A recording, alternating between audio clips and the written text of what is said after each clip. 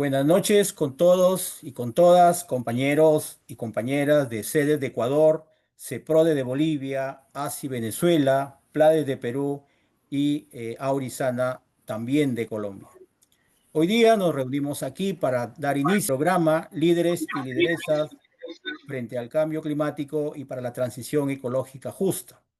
Este programa, que es financiado por ISCO y está dentro del convenio ecuandino, comprende tres cursos. El primero va a desarrollarse el día de hoy y es el curso de diálogo social e incidencia política que va a ser desarrollada por la compañera Liz Dávalos de Bolivia. Antes de iniciar, le pido al compañero Juan Carlos Vargas, a nombre de Plades Perú, que le dé las palabras de bienvenida. Compañeras y compañeros, socios de este proyecto ecuandino, los compañeros que ha mencionado Hernán. Bueno, primero agradecerles a todos los socios locales en Ecuador, en Bolivia, en Colombia y en Venezuela, los esfuerzos que han hecho para promover la participación de los distintos, hoy día, líderes que están acompañándonos a nosotros. Como ha dicho Hernán, este es el primer curso de una serie de tres que será, digamos, el programa de formación de líderes de este segundo año. Ya ha habido el año anterior, un primer programa, y este segundo año continuamos, ¿no? Los animamos a participar en este curso y esperamos que puedan seguir participando en los siguientes o si no también convocar a otros líderes para los cursos que vienen, ¿no? El proyecto Ecuandino, que es apoyado por ISCOT y AESI, tiene en la parte de formación, en el desarrollo de capacidades de los líderes sindicales un punto fundamental, ¿no? Entonces, este segundo año del programa de formación busca continuar fortaleciendo esas capacidades y mejorando, ampliando un poco los temas que también este proyecto, digamos, nos genera, estos retos que tenemos que enfrentar y que para eso tenemos que estar preparados. Entonces, Plaes es parte también, como ustedes, de este grupo, pero a la vez es anfitrión y responsable de estructurar de alguna manera el programa en alianza con los socios que hoy día nos acompañan. Que tengan buen éxito y los mejores deseos también para la compañera de Bolivia, de CEPRODE, que nos acompaña como profesora en este primer curso. Gracias, Hernán. Suerte a todos. Gracias, Juan Carlos. También permítanme proyectar el saludo del compañero Antonio López de ISCOT UGT. Hola, queridos y queridas compañeros y compañeras del convenio ecuandino de Colombia, Perú, Ecuador, Bolivia, Venezuela. Como sabéis, estamos en la segunda parte de formación de líderes sindicales dentro del convenio y de la formación que correspondería al mismo para dotaros de mejores herramientas en incidencia política, en temas de agroexportación y acción sindical, en tema de empleos verdes y lo que significa en el sector, en un tema trascendental como es el diálogo social y la incidencia política que se traduce a través del mismo, en tema medioambiental como es la remediación de zonas extractivas, también en tema de igualdad como es el ecofeminismo. En definitiva y en resumen, en esta segunda parte, lo mismo que hicimos en la primera, es ir dotándonos paso a paso de mejores herramientas para tener una formación y unos aportes que hacer dentro de lo que forma parte del convenio y de la incidencia política a la que queremos llegar en todos los países que conforman el convenio. Muchas gracias. Para desarrollar esta sesión, tenemos a la compañera Liz Dávalos de Bolivia, CEPRO de Bolivia. Es decir, tenemos a una compañera que no solamente tiene conocimiento desde el punto de vista teórico, sino ha estado trabajando con compañeras y compañeros en el ejercicio de diversas actividades. Voy a dejar a la compañera Liz para que presente y se desarrolle esta sesión. Creo que lo va a hacer junto con el compañero Arnaldo Montero, también de CEPRODE. Los dejo a ustedes en el uso de la palabra. Muchas gracias, Hernán, y gracias también a Juan. Vamos a intentar optimizar las 2 horas que tenemos previstas para este encuentro, así que vamos a entrar directamente a desarrollar la sesión. Y bueno, me sumo a la bienvenida y para mí es un honor estar con un grupo tan selecto del área andina y es un desafío también desarrollar las 4 sesiones correspondientes a este módulo. Arnaldo, Sí, muchas gracias, Liz. Es realmente sí un gusto el poder encontrarnos nuevamente o reencontrarnos, compañeros. Va a ser realmente un intercambio más que el transmitir solamente conocimientos, sino intercambiar también experiencias a lo largo de los 5 países que estamos interviniendo en el programa y poder intercambiar algunos aspectos que nos ayuden a mejorar también nuestros procesos de diálogo y nuestros procesos de incidencia en nuestros países en este contexto de transición social y ecológica justa que estamos trabajando. Muchas gracias y un gusto de estar con ustedes. muy bien, gracias Arnaldo. Hemos preparado nosotros un PowerPoint para que ustedes vayan haciendo seguimiento de todo el proceso. He leído algunas de las presentaciones que han hecho en la plataforma y estoy contenta porque creo que he encontrado sintonía entre lo que nosotros como instructores y como facilitadores hemos preparado y lo que ustedes esperan de todo este proceso, que son las 4 sesiones. Me ha alegrado leer que mucha gente quiere apoyar la conservación ecológica, quiere adquirir más conocimiento sobre la problemática para la acción, adquirir capacidades para fortalecer el diálogo en sus organizaciones, aprender sobre comunicación e incidencia, más capacidades para visibilizar la problemática que todavía está medio invisibilizada, aprender de incidencia política para visibilizar derechos, pero también para visibilizar todo lo que tiene que ver con la justicia ambiental, construcción de estrategias, comprender desafíos en torno al tema, desarrollar habilidades y participar de manera efectiva en procesos de diálogo social, intercambio de experiencias, desarrollar estrategias conjuntas, contribuir, hacer frente a la crisis climática, fortalecer habilidades para participar, buscar consensos y acuerdos para lograr cambios en cada una de las dimensiones territoriales, reflexión crítica también sobre el contexto político y social de cada país, de cada realidad, identificar oportunidades de participación y fortalecerse en capacidades y habilidades para actuar, aprender también para impartir, para compartir, para aportar, adquirir herramientas teórico-prácticas, conocer más de las herramientas del diálogo y de la incidencia política, trabajar en equipo. Bueno, son muy parecidas todas las expectativas que ustedes han planteado y por eso les decía que estamos en sintonía con lo que nosotros como facilitadores hemos preparado para desarrollar durante estas 4 sesiones. Entonces, primeramente, simplemente a manera de presentación, quería mostrarles los objetivos. Este que ven ahora es el objetivo de todo el proceso, de todo el módulo 1, que está referido a desarrollo de capacidades y habilidades de líderes y lideresas sindicales y comunitarios de las organizaciones socias, entregándoles herramientas básicas para fomentar y promover procesos de diálogo social e incidencia política en el marco de los procesos de transición justa.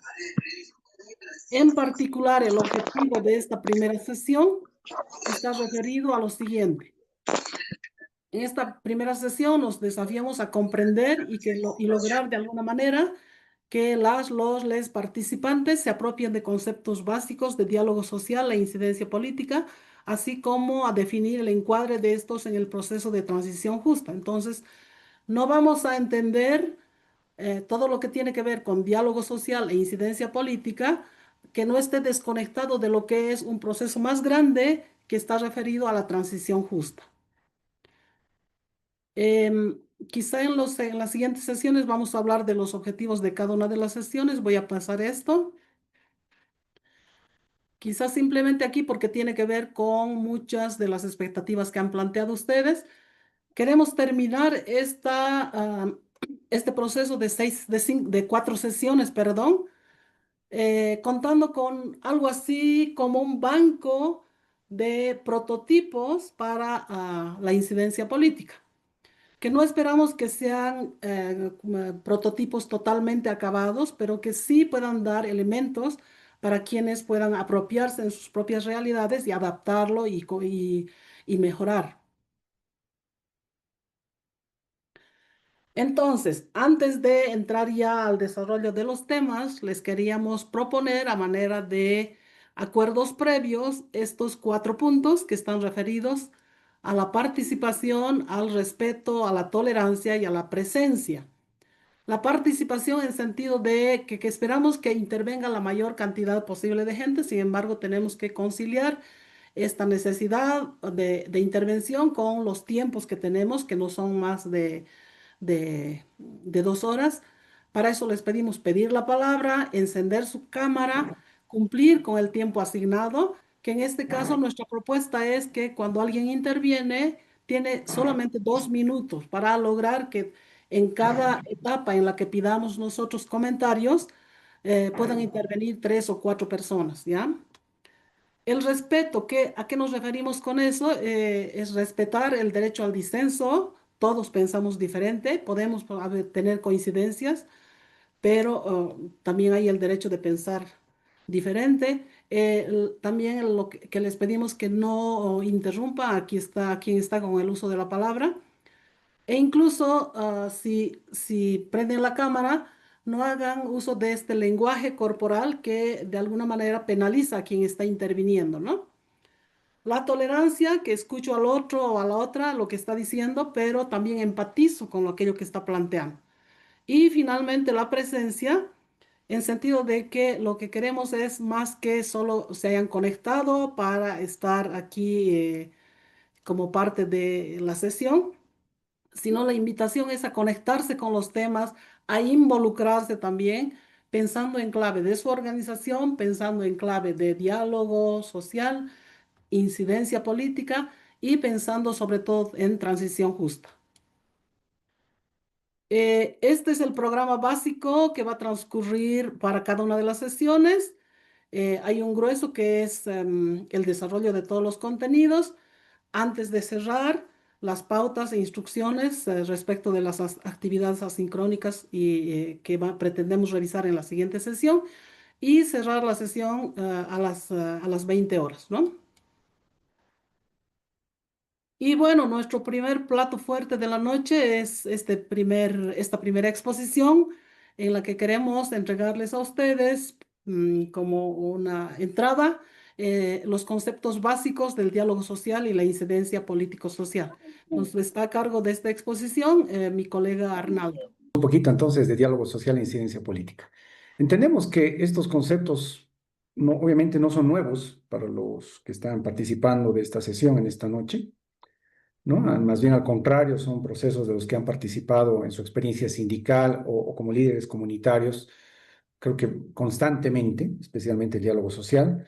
Tal vez la incidencia política pueda ser nuevo para algunos casos, pero estoy casi seguro que la mayoría ya ha tenido cierta experiencia. Lo que vamos a tratar de hacer entonces ahora es básicamente de reforzar, si ustedes quieren, estos conceptos y estas ideas que tenemos en torno al diálogo social y a la incidencia política social, que no necesariamente son conceptos separados. Se van a dar cuenta que son conceptos más bien que se complementan, dos procesos que se van a complementar, ¿no? Cuando hablamos inicialmente de diálogo social, vamos a hacer referencia normalmente a aquellos que tienen más vínculo con organizaciones sindicales, a la definición que nos da la Organización Internacional del Trabajo, ¿no? Donde nos dice que el diálogo social comprende todo tipo de negociación, que es un intercambio de información entre representantes de 3 actores claves que son el gobierno, los empleadores y los trabajadores, ¿no? Pero sin embargo, también sabemos que el diálogo social es el mejor mecanismo para promover la justicia social, ¿sí?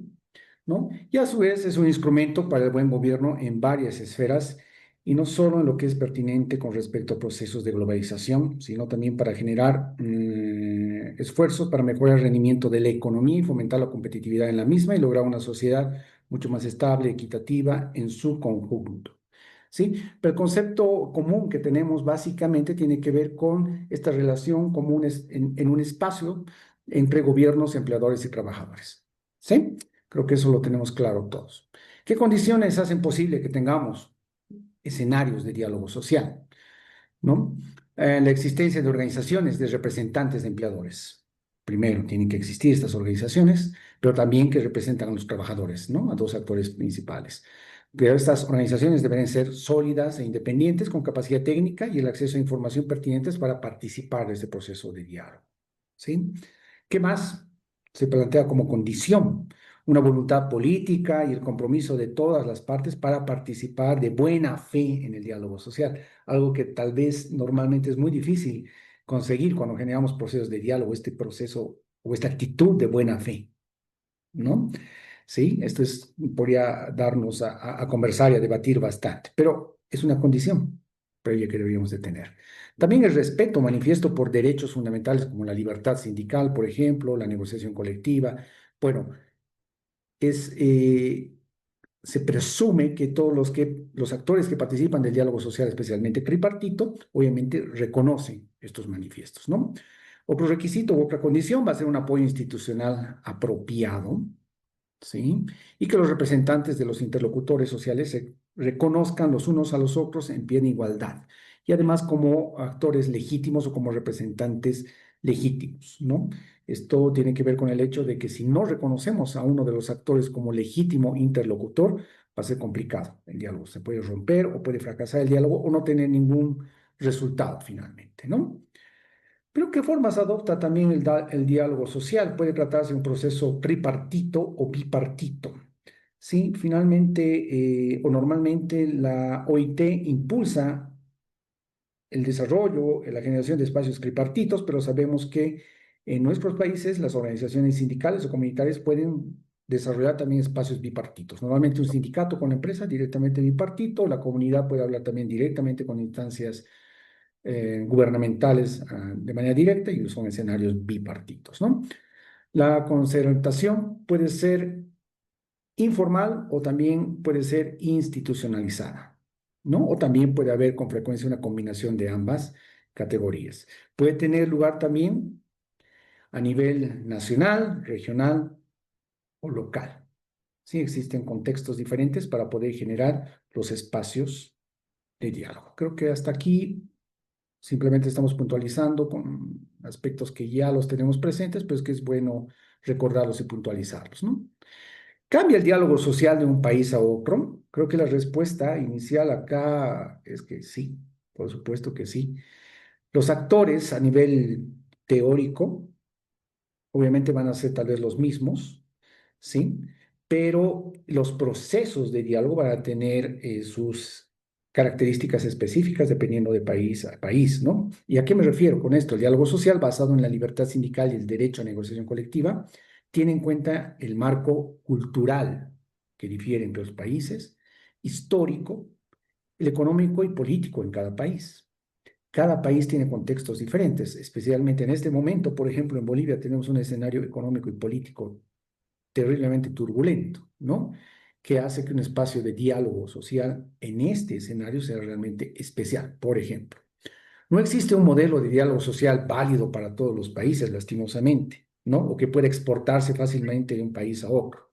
Sí, es por eso que Liz planteaba el hecho de tener al final de todo este proceso unos prototipos de diálogo social, que si bien no son las recetas, si ustedes quieren, para desarrollar el diálogo social en todos los países, pero pueden servir como modelos, ¿no? Para poder replicar, para poder utilizar o para poder combinar finalmente, ¿no? Entonces, adaptar el diálogo social a la situación de cada país es clave. ¿Qué función cumplen los interlocutores? Tomando en cuenta que tenemos tres interlocutores principales. Cuando hablamos de los trabajadores, para los trabajadores el diálogo social debe ser un medio útil para trabajar, ¿sí? Para mejorar la calidad de vida, defender y promover sus intereses, mejorar sus condiciones y seguridad laboral, ampliar la protección social, bueno, una serie de objetivos que puedan tener los trabajadores, pero a su vez también es un instrumento de eficacia probada para gestionar cambios socioeconómicos, que es lo que buscamos, sobre todo en un escenario de transición social, buscar cambios socioeconómicos, cambios obviamente positivos en este sentido. ¿Sí? Los sindicatos son indispensables para promover obviamente estos escenarios. ¿Qué hacen los empleadores? Sí, los empleadores, las organizaciones de los empleadores desempeñan un papel importante. ¿Por qué? En el sentido de que posibilitan la generación de fuentes de empleo y con ello contribuyen a generar condiciones sociales. En un proceso de transición, de diálogo, en un escenario de transición justa, por supuesto que es importante contar con ellos, ¿no? Las empresas. Las organizaciones de los empleadores ayudan a las empresas a tener más éxito al influir en el entorno en que se realizan sus actividades. Y además, van a ser interlocutores en el tripartismo y el diálogo social y pueden contribuir en gran medida a forjar, obviamente, estos fundamentos.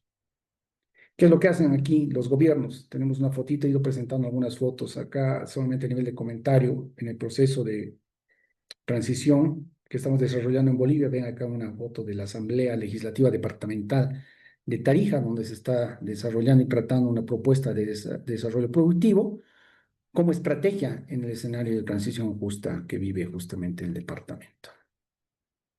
¿Sí? Ok, los gobiernos proponen la creación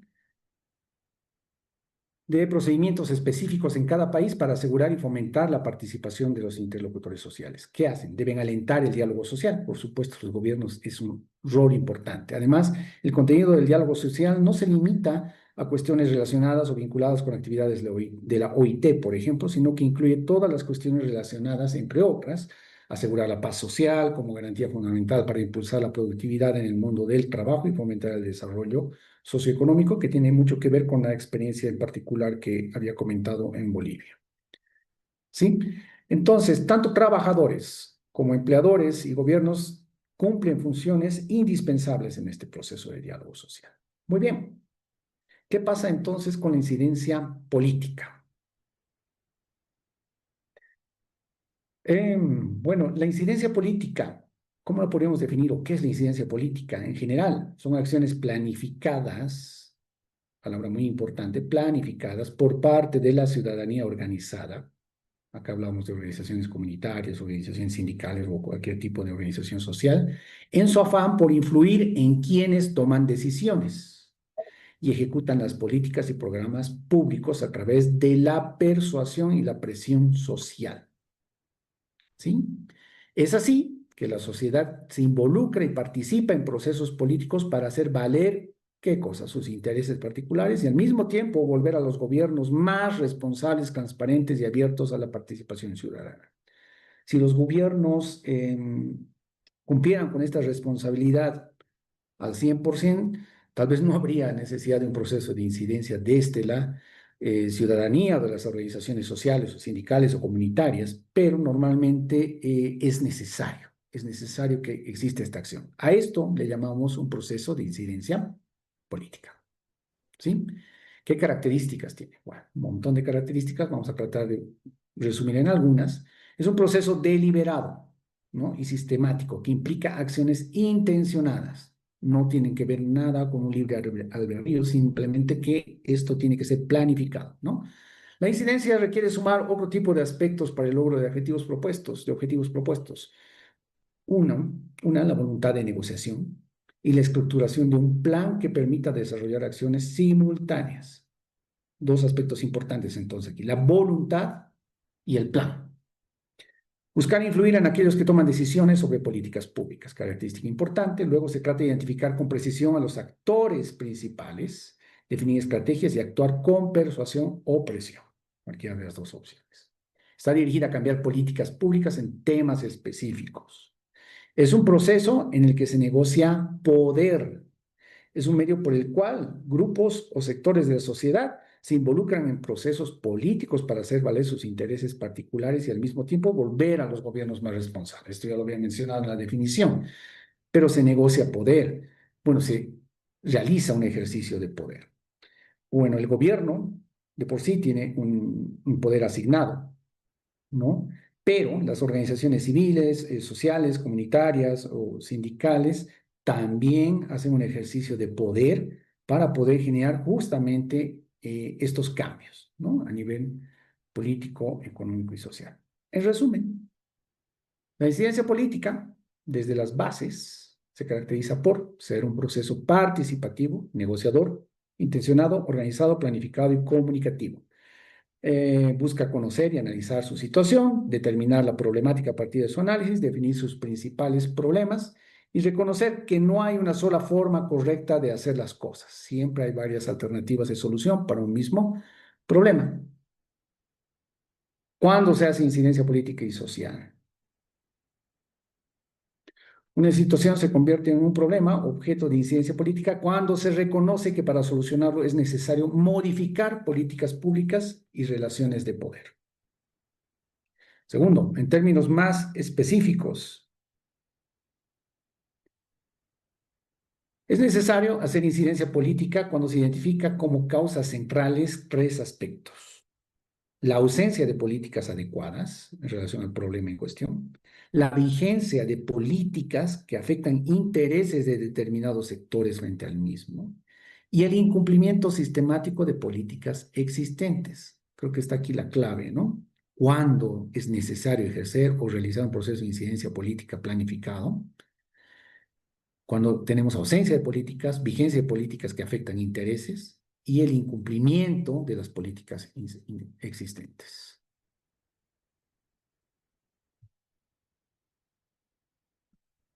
¿Para qué realizamos entonces este proceso de incidencia? Para resolver problemas específicos, para fortalecer a su vez y empoderar a la sociedad civil, ¿no? Me refiero a organizaciones sociales, comunitarias, sindicales, y para promover y consolidar la democracia. Qué interesante esto. El proceso de incidencia política y social es parte, ¿no?, importante de un proceso democrático, ¿sí? Entonces, básicamente es un derecho también que tenemos las organizaciones y los ciudadanos para poder generar cambios a nivel político y de normas, ¿no? Se promueve entonces también la democracia, algo muy, muy importante. ¿Sí? Bueno, ¿qué factores contribuyen a su éxito? A nivel externo, ¿no? Sale en nuestro control la apertura democrática, lo que acabo de mencionar, ¿no? El vínculo con la democracia, apertura democrática, equidad social, económica y cultural. Es un poco complicado, le decía, no depende, no están bajo el control de nosotros como organizaciones, ¿sí? La descentralización, esto normalmente a nivel gubernamental para la toma de decisiones. Con la toma de decisiones muy centralizada, muy complicado a veces llegar directamente a estos escenarios de poder, ¿no? La democratización del acceso a los medios de comunicación, algo muy importante, ¿no? Que sea democrático esto. Y la transparencia, ¿sí? Aspectos externos. Pero algo importante para nosotros como organizaciones sindicales y comunitarias, aspectos internos que van a contribuir al éxito de un proceso de incidencia, la democracia interna, por supuesto que sí. La democracia es muy importante. Disposición de interactuar con el gobierno, ¿sí? Que existe esta voluntad, disposición de construir nuevas alianzas. No somos solos, no estamos aislados, tenemos que aliarnos con otro tipo de organizaciones.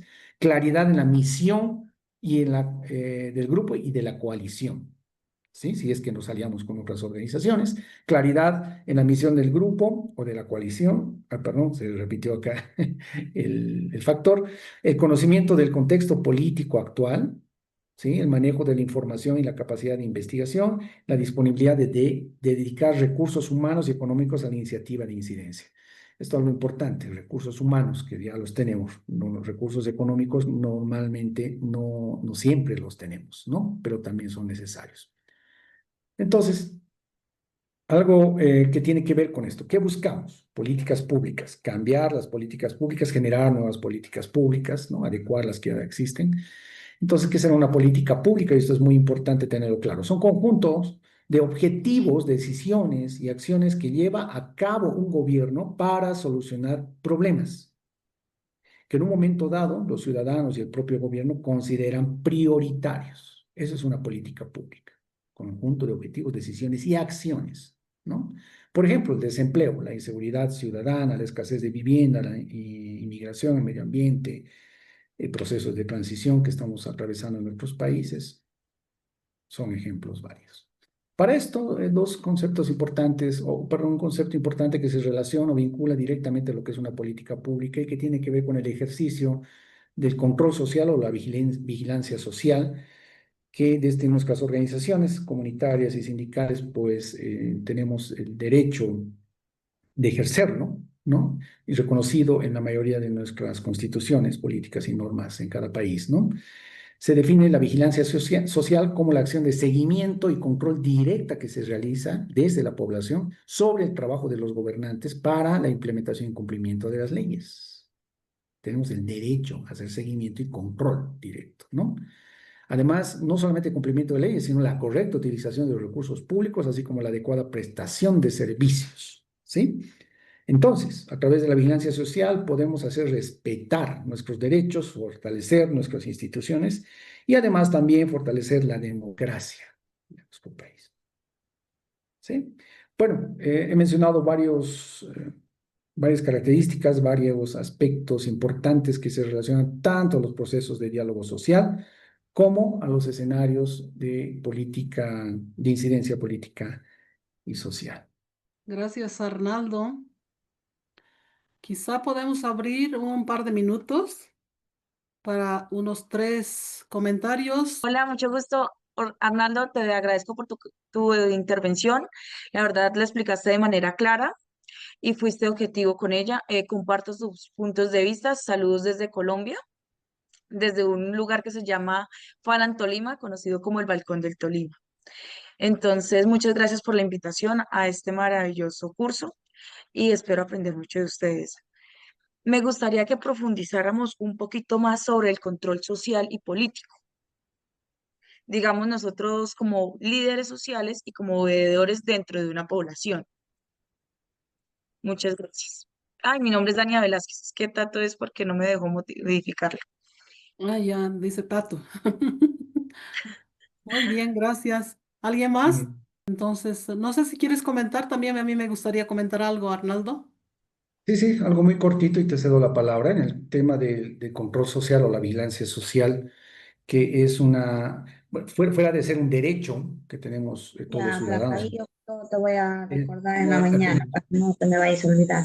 atribución que tienen las organizaciones específicamente comunitarias y sindicales, ¿no? Es una atribución de control social a organismos gubernamentales, ¿no? A ver, existen procesos específicos de control y vigilancia social a instituciones específicas, dependiendo del sector sindical que tengamos, pero a nivel general tenemos todo el derecho de poder ejercer este control. ¿Cómo ejercemos normalmente este control? A través de nuestras dirigencias, ¿no? De los dirigentes, nuestros líderes dentro de estas organizaciones y por representatividad pueden tener alguna participación en estructuras justamente de control social formales. Bueno, existen muchos espacios formales de control a instituciones públicas, por ejemplo, cajas de salud, lo brindo como ejemplo, ¿no? Pero también no necesariamente tienen que existir estructuras formales para poder ejercer nuestro derecho al control social. ¿Qué quiero decir? Que podemos generar espacios organizados, ¿no? Para poder ejercer este derecho sin esperar a que exista un espacio formal, ¿no? En el que podamos desarrollar justamente este derecho. Voy a llegar hasta ahí con mi comentario porque obviamente podemos hablar mucho más. Listo, te cedo la palabra. Ujú. Sí, solo para complementar esta respuesta de Arnaldo, lo que quisiera yo es poner de relieve que a una democracia saludable le interesan organizaciones sociales fuertes que puedan ser interlocutores válidos de lo que el Estado en su lejanía puede no estar viendo.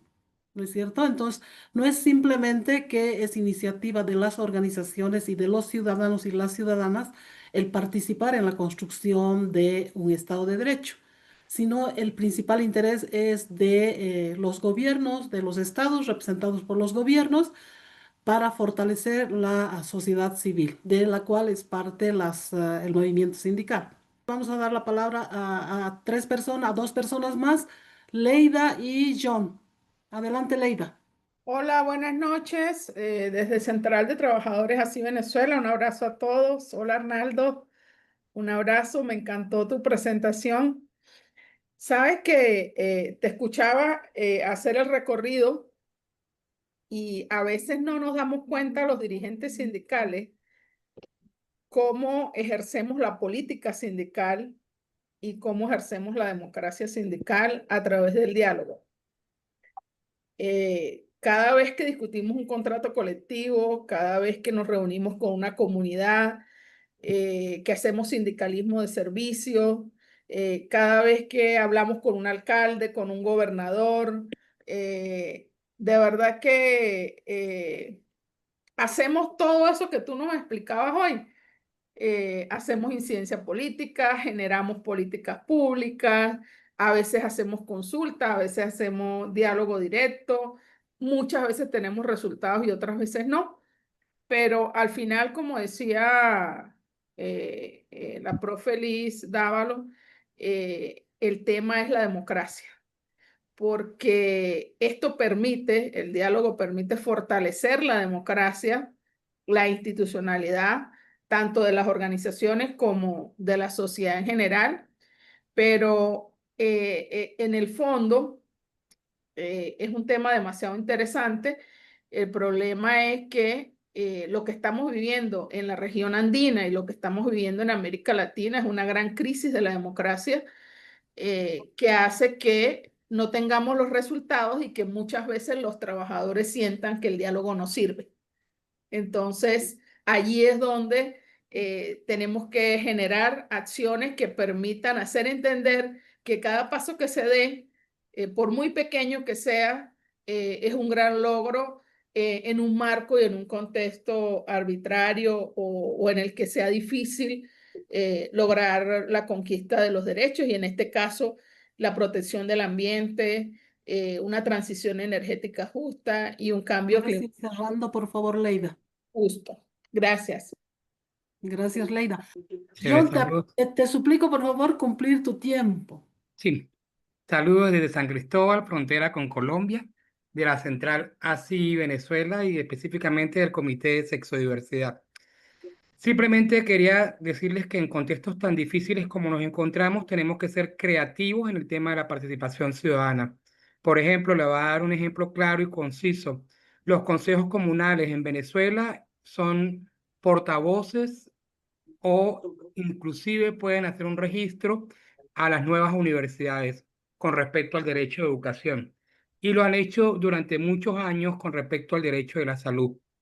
Pero sabemos que también los consejos comunales están partidizados o también muchos de los casos, en este caso nosotros como sindicatos, es la conquista de la participación, porque muchas veces por tener adversidad política o porque hay violencia política, no dejamos dejamos este espacio sin participar. Entonces yo creo que la propuesta de crear la construcción de política pública debe ser creativa y estratégica. Gracias. Gracias, John. Doris. Ok, gracias. Solamente mi intervención va a lo siguiente, un poco refiriéndome a lo que estábamos hablando y lo que hablaba el compañero, y es frente al tema de la movilización y la participación ciudadana. Como ustedes saben, actualmente estamos en el encuentro de Claxon aquí en Colombia. Les saludo desde Bogotá, Colombia. Ana María Parra de la Corporación Naurisara Marrugo y del Sindicato Unitario Nacional de Trabajadores del Estado, SUNED. Y estábamos hablando precisamente en el marco de este Congreso Claxon de Ciencias Sociales de Latinoamérica, en una visión de lo que le ha pasado a la izquierda en Latinoamérica y a estos movimientos sociales, y es que nos ha hecho mucha falta, digamos, tener más movilización en temas de movilización digital, que también es una forma de movilización ciudadana, para hacer una aprehensión, digamos, y también un reconocimiento y una seducción, voy a utilizar esa palabra para ponerla en el contexto, una seducción a las nuevas ciudadanías digitales, a los jóvenes, a las jóvenes, a les jóvenes, entendiendo también a las personas con diversidades sexogenéricas, y que eso sí, claramente, digamos, agendas de derecha o fascistas o agendas que van en regresión a los derechos humanos, a los derechos sindicales y laborales, pues sí tienen claro en dónde, digamos, está esa movilización. Ya la movilización ciudadana, si bien la movilización ciudadana habla de tomarse las calles, de volver al barrio, a lo comunal, hacer procesos de incidencia, procesos comunales, hacer veeduría ciudadana, hacer control social desde los sindicatos, pero también los sindicatos unidos con las comunidades en donde tenemos incidencia política, incidencia no solamente en nuestra fábrica, sino la incidencia que tenemos o la corresponsabilidad social que tenemos los sindicatos. También tenemos que volver a seducir entonces en esta parte, digamos, de lo digital, ¿sí?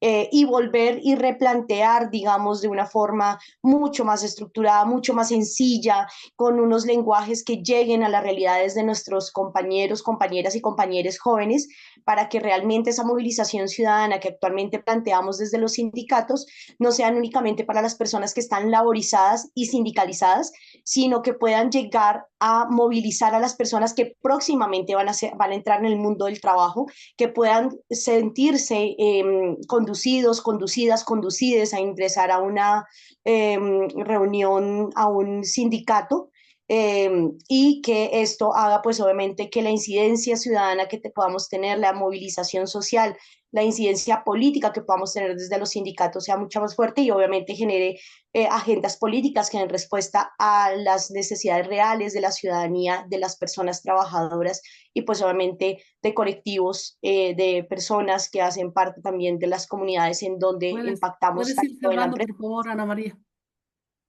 Dime. Puedes ir cerrando. Tienen 2 minutos para intervención, ¿ya? Entonces, ahí si con eso cerramos. Arnaldo, ¿quieres comentar algo? Creo que todos los comentarios son realmente válidos. Estamos iniciando recién este ciclo.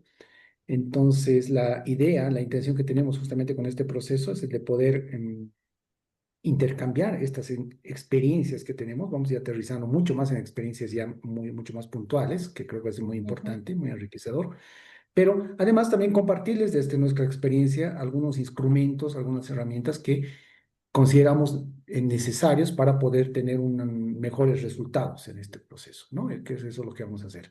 Esta primera sesión vamos a compartirlo y ya a partir de la segunda pues vamos desarrollándolas. Simplemente esa aclaración. Yo en lo que quisiera redondear estas intervenciones en rescatar lo que han planteado las compañeras y los compañeros, en sentido de que no es nada nuevo, sí, quizá hay que mirarlo de manera más sistemática todo esto, pero las últimas intervenciones hacen alusión a la necesidad de que como movimiento sindical hay que ser más creativos, mirar dónde están estas nuevas ciudadanías, dónde está el poder de la digitalidad para el movimiento sindical. Y por nuestra parte, la invitación es a transcurrir este módulo y los 2 temas fuertes de este módulo en clave de lo que ya ustedes conocen y ejercitan desde el movimiento sindical, desde sus organizaciones, ¿sí? Entonces, Hernán, para pasar al siguiente momento, si me ayudas con el video. Una transición justa.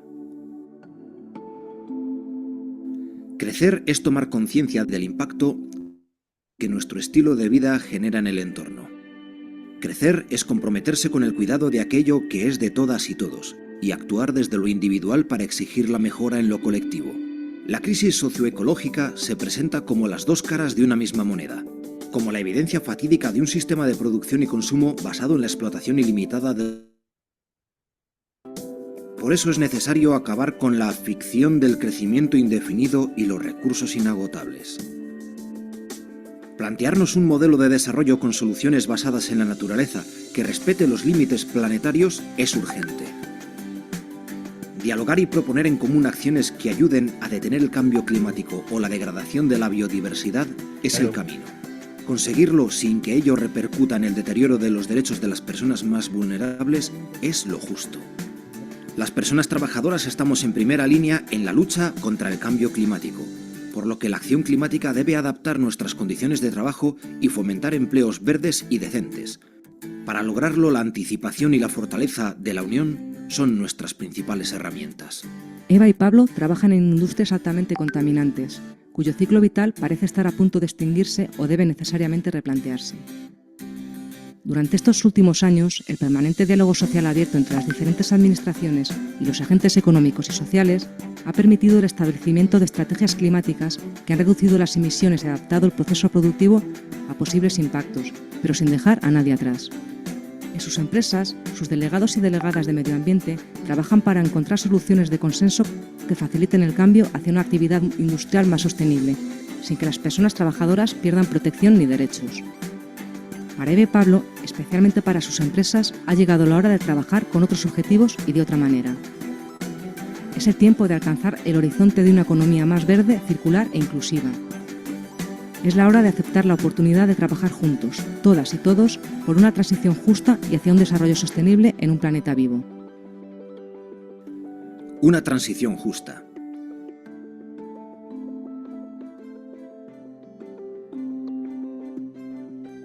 Y bueno, tenemos preparadas nosotras, previsto un pequeño momento también de diálogo ahora sobre los elementos de la transición justa. Ustedes han visto en el video algunos elementos básicos. No vamos a desarrollar lo que es conceptualmente, pero ustedes han podido observar para recordar y refrescar de qué estamos hablando cuando hablamos de transición justa. Y lo que queríamos es entonces sobre la base de que el modelo de desarrollo predominante se basa, actual, ¿no? En nuestros países, se basa en la idea de que no hay límites para el crecimiento, así como tampoco hay para los recursos naturales, y que es posible todavía hacer como con una varita para revertir la crisis ambiental. Queremos plantearles para que vayan pensando ahora, pero también en el proceso, en estas tres preguntas. ¿Dónde deberían ubicarse los trabajadores, las trabajadoras en la lucha contra el cambio climático y la crisis ambiental? ¿Será necesario que la industria contaminante se replantee hacia actividades más sostenibles? Y por último, si es necesario involucrarse individualmente, o sea, es necesario involucrarse individualmente como ciudadanos y como ciudadanas, pero se podría aprovechar mejor el poder sindical de cada organización para ser parte de la transición justa. ¿Quiénes quisieran comentar respecto a una o algunas de estas posibles respuestas? Vamos a habilitar a tres personas. Julián, quizá John, te Ok. pediría que permitamos que personas que no han hablado todavía puedan intervenir. Si alcanza el tiempo, luego repetimos las personas. Entonces, tenemos a Juliana, Aida y una tercera persona más.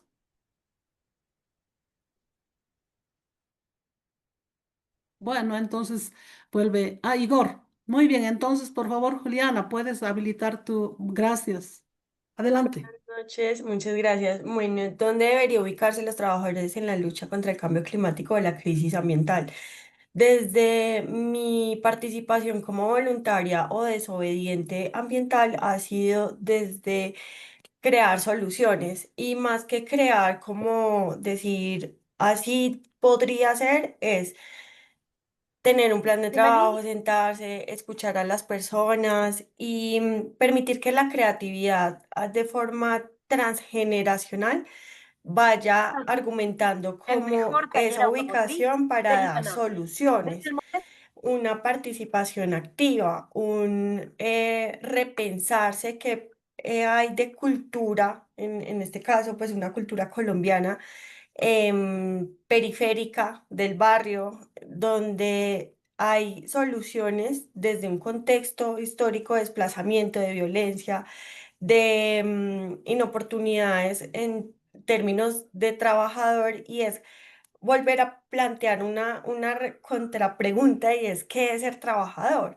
Trabajador es la persona que recibe un salario, trabajador es una persona que va a capitalizar en salud y seguridad social, o qué es el concepto de trabajador, porque pues muchas veces invisibilizamos los saberes. Y ahí es donde las personas o los líderes o los voluntarios o los desobedientes ambientales estamos llamados como o a promover ese diálogo o a mediar las perspectivas y entender los obstáculos, cuáles son los obstáculos que se plantean en ese diálogo, en ese andar. Cuando uno los logra identificar, tanto internos como externos, como contextuales, pues es donde realmente se podría hacer una transformación paulatina y justa, sin dejar a un lado la responsabilidad, que siento que es mi mayor crítica con con la segunda pregunta, y es si realmente las personas tienden que como lanzar la responsabilidad a los grandes contaminantes o donde hay un límite, donde está la bandera roja para saber es responsabilidad del grande, pero también como pequeño, como comunidad o como persona, puedo hacer una incidencia Ujú. directa. Entonces, siento Gracias, que ahí puedo Juliana. concluir. Gracias. Aida. Aida Martínez, la Central de Trabajadores ASI, presidenta del Sindicato de Trabajadores No Dependientes de Venezuela. Ciertamente, la temática del cambio climático y la transición justa son temas muy nuevos para el movimiento sindical y por supuesto que los sindicatos debemos ubicarnos en el contexto de ir concientizando y sensibilizando sobre estos temas a los trabajadores, porque bien dice nuestra central que sin planeta no hay trabajo, no hay sindicato, no hay acción sindical, y si no hay vida, si no hay planeta, no hay vida, pero tampoco existimos las organizaciones sindicales. Necesariamente la transición debe venir y las empresas deben ir avanzando tecnológicamente y desde el punto de vista operacional para contribuir con lo que es esa transición justa, pero también los sindicatos deben asumir la responsabilidad no solamente de sensibilizar a los trabajadores, sino de ir promoviendo acciones para que se generen esos empleos verdes en las empresas donde están insertos los trabajadores. Muy bien, gracias, Aida. Igor. Yo soy de Colombia, mi nombre es Igor Díaz, yo soy dirigente nacional de Sintracarbón. Bueno, las 3 preguntas las voy a condensar en una intervención corta, como se nos ha pedido. Yo creo que los trabajadores, nosotros trabajamos en la industria del carbón en Colombia. Los trabajadores del extractivismo de carbón, primero no nos concientizaron en el comienzo de la actividad minera que realmente el efecto que causaba la minería de carbón al medio ambiente. En el trasegar de la vida laboral y de la vida sindical hemos aprendido con muchas organizaciones en Colombia, ambientalistas, que hay que tener cuidado del medio ambiente. Hemos aprendido a generar conciencia sobre el tema, y parte de la discusión hoy de la transición tiene que ver con el cuidado del medio ambiente. Aún que hemos estado como trabajadores del extractivismo de carbón, eso genera una contradicción natural en el trabajador que tiene un empleo digno, que tiene una convención o un contrato colectivo robusto con muchos beneficios sociales, y cree que la única forma, porque no hicimos otra cosa, de dependencia que él tiene para su subsistencia es finalmente el extractivismo de carbón. Y ahí no quiere salir. Nosotros hemos venido en un proyecto con apoyo internacional como Sintracarbón y con otras organizaciones, también con Aurizará y con algunas otras organizaciones, generando conciencia, no solamente en los trabajadores, sino en las comunidades, para que se entienda que definitivamente debe haber una transición económica, que está incluido el tema energético. O sea, el mundo está caminando hacia una huella cero de carbón, y eso no va a ser diferente para los colombianos ni para los trabajadores del carbón. Entonces tenemos que prepararnos. Lo segundo es, nosotros vamos siempre a preservar para la vida el medio ambiente, el agua para la vida también, que el extractivismo de carbón, por lo menos en La Guajira, un departamento muy árido, tiene un solo río y pasa por la mina de carbón, por el centro de la mina de carbón. Y han querido desviarlo, y hemos hecho defensa del río por encima del contrato laboral, o por encima de persistir una visión de querer continuar con la labor per se de la minería de carbón. Creemos que hay que preservar el río, y si no debe sacarse ese carbón debajo del lecho, no se debe sacar, porque prioritario es que el río se mantenga para la vida en nuestra región. Nosotros creemos, y hemos estado dando una discusión sobre el tema, desde el tema de la perspectiva de transición, si las empresas del extractivismo hoy deben cambiar y ser las empresas que manejen las nuevas visiones productivas que aparezcan frente a la transición, o otras actividades diferentes que sean sostenibles en el tiempo y que no dañen tanto el medio ambiente. Bueno, las empresas hoy no quieren hablar de transición, extractivistas no quieren hablar de transición, quieren seguir sacando el carbón en el mundo y en Colombia, y hay una discusión muy profunda, muy grande, una brecha muy grande entre trabajadores, entre sindicatos y empresarios. Nosotros creemos que la transición debe tener un criterio muy fuerte de incidencia, no solamente de los trabajadores, sino de las comunidades. O sea, no debe pasar en el cambio que se haga de transición frente al extractivismo y otras oportunidades productivas, lo que pasó en el extractivismo, que no nos consultaron, no tuvimos incidencia, y hoy creemos con el crecimiento y la estructuración sindical y la experiencia sindical, hoy los sindicatos sí o sí deben ser fundamental para la transición energética y deben ser de avanzada y deben ser principales en las propuestas, y por lo menos nosotros como Sindacarbón estamos haciendo el esfuerzo para lograr eso en nuestro territorio, en ser una figura principal, un elemento principal en nuestro territorio que incida en lo que debe ser un proceso productivo y de diversificación productiva, de transición energética, de reconversión productiva para las nuevas oportunidades laborales, porque nuestro departamento hoy mantiene una informalidad casi del 65%, quiere decir que la industria de carbón en el tiempo que lleva no solucionó el problema laboral y hay que trabajar otros aspectos para poder crecer y que haya más justicia social. Y la transición nosotros la estamos viendo desde esa perspectiva de justicia, de inclusión laboral para todos, de inclusión para que los sectores que hoy no tuvieron oportunidad en el extractivismo de carbón puedan llegar a las otras oportunidades productivas y tener territorios más justos desde el punto de vista laboral y social. Muchas gracias. Gracias. Gracias, Igor. Y simplemente quisiera presentarles a manera de conclusiones este par de ideas, resaltando lo que han planteado en las intervenciones, que el desafío es participar activamente, pero también creativamente, involucrarse, generar autoconocimiento o autoconciencia, pero también conciencia social y conciencia comunitaria. No es simple el proceso de transición justa, no es lineal y tenemos que entenderlo no como un modelo rígido, sino como un enfoque flexible que se adapta a las diferentes necesidades y contextos. Y su objetivo principal es asegurar que la transición hacia una economía más sostenible sea equitativa y beneficiosa para todas y todos. O sea, que esos trabajadores y trabajadoras que generan sus ingresos y que han trabajado toda su vida haciendo una cosa en este modo económico de producir, no queden excluidos, más bien con la transición justa, que es un enfoque, queden incluidos. Trabajo, crisis climática y transición justa son, de acuerdo a lo que han planteado, dimensiones para la acción sindical. El movimiento sindical es un actor clave hoy en la lucha contra la crisis climática. Hay que aprovechar y explotar más el poder sindical, siendo creativos, nuevamente como han planteado, y el abordaje de posibilidades de acción en el marco de la transición justa es el encuadre con el que vamos a trabajar este módulo.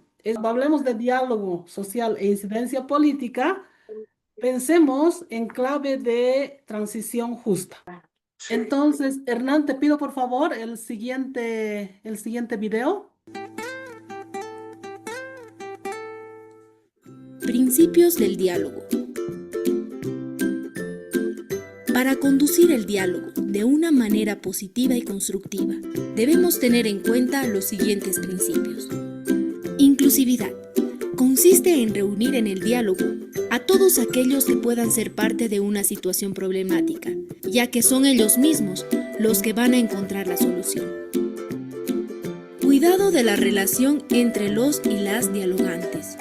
El diálogo requiere la disponibilidad de cada participante, de escuchar al otro, no solo al nivel de las palabras, sino también las emociones y necesidades de la contraparte. Cambio. El diálogo es un medio para el cambio personal y social, por su capacidad de interaprendizaje entre los y las dialogantes y establecer un entendimiento para las diferentes actitudes y percepciones, para buscar juntos soluciones ante un problema en común. Aprendizaje. Tiene que ver con mostrar una actitud de apertura y saber reflexionar sobre lo que otros dicen y piensan, respetando sus ideas. Se trata de escuchar para aprender y comprender mejor la problemática. Humanidad. Está relacionada con la empatía y la autenticidad. Se dice que cuando los participantes comienzan a esforzarse por comprender al otro, se planta la semilla del diálogo. Confidencialidad. Se refiere a que todos los participantes respetan la confianza construida en el diálogo y no la utilizarán inadecuadamente. La confidencialidad refuerza en los actores involucrados la libre expresión de sus puntos de vista.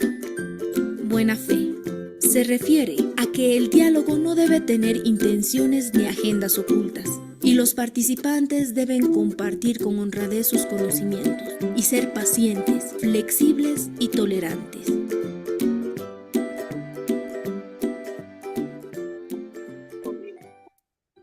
Gracias.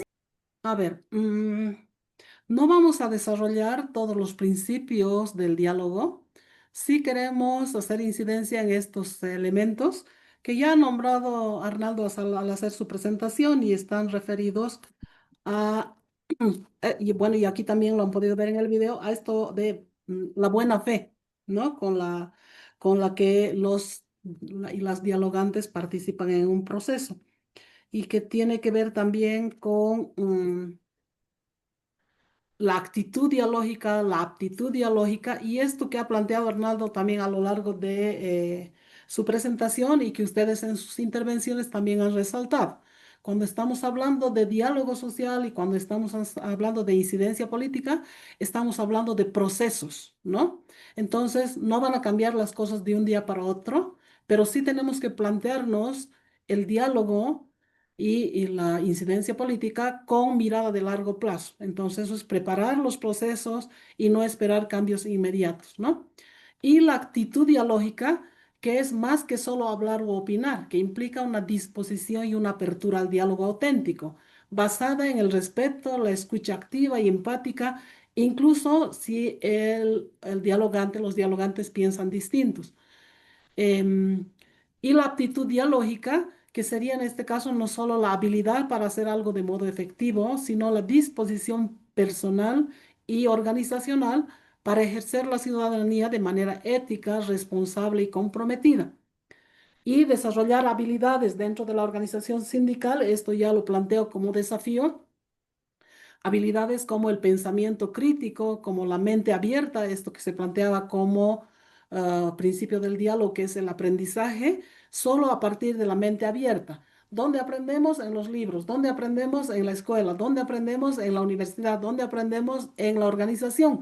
Pero también abrir nuestra mente para ver dónde podemos seguir aprendiendo estas nuevas formas para hacernos de aptitud dialógica como movimiento sindical. Fortalecer la capacidad de diálogo, la tolerancia, la empatía, cómo me pongo en los zapatos de a quienes estoy representando y también de los codialogantes. Entonces, con eso entraríamos a la segunda exposición a cargo de Arnaldo para desarrollar un poquito ya las herramientas de lo que sería el diálogo social y la incidencia política. Vamos a hablar entonces un poquito acerca de las herramientas, ¿no? Los instrumentos que nosotros proponemos para poder desarrollar tanto procesos de diálogo social como procesos de incidencia política, ¿no? Yo les decía de inicio que no son conceptos que estén aislados. En realidad entendemos de un proceso de incidencia como un proceso tal vez un poco más grande porque el objetivo pretende lograr políticas públicas, nuevas políticas públicas, modificación de políticas públicas, o que se cumplan finalmente algunas políticas públicas ya existentes, como lo habíamos mencionado hace un momento. ¿Sí? En ese proceso de incidencia política es que se van a generar indudablemente y forzosamente espacios de diálogo, ¿no? Espacios de diálogo pueden ser inicialmente bipartitos, pero ya en un proceso de incidencia necesariamente lo que se propone es que se generen procesos de diálogo tripartito, ¿no? Entonces, existen algunas herramientas que se plantean o algunos instrumentos para el desarrollo de un proceso de diálogo social y también para la incidencia política, ¿no? Existen varios métodos, varias herramientas propuestas en los materiales que se les ha compartido. Existe una cartilla de Lobby Cabildeo que básicamente propone herramientas de diálogo social desde la experiencia de CNV Internacional, que es una de las centrales sindicales de Holanda, que ha promovido este tipo de materiales, ¿no? en base a la experiencia que han desarrollado a lo largo de su trabajo como organización sindical en diferentes países, ¿no? Se plantea entonces acá, en este escenario, dos herramientas básicas para el diálogo social, sea un escenario bipartito o tripartito, pero nos vamos a contextualizar pensando en un escenario tripartito, pensando también en escenario y en procesos de diálogo social en un contexto de transición justa, ¿no? Entonces, la primera herramienta tiene que ver con el lobby.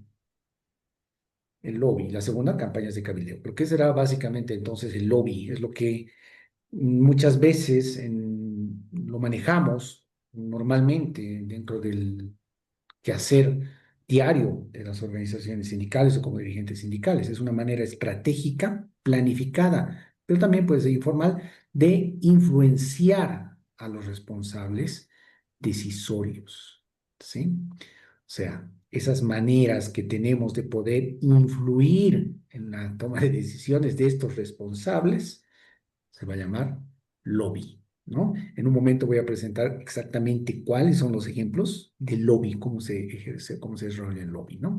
Pero también tenemos como otro instrumento importante y muy vinculado ya a la organización sindical o a la organización comunitaria que tiene que ver con las campañas ya de cabildeo, ¿no? Buscan instaurar cambios a través de reivindicaciones. Recuerdan que dentro del proceso de incidencia decíamos que lo que se busca básicamente es generar cambios socioeconómicos o políticos positivos, ¿no?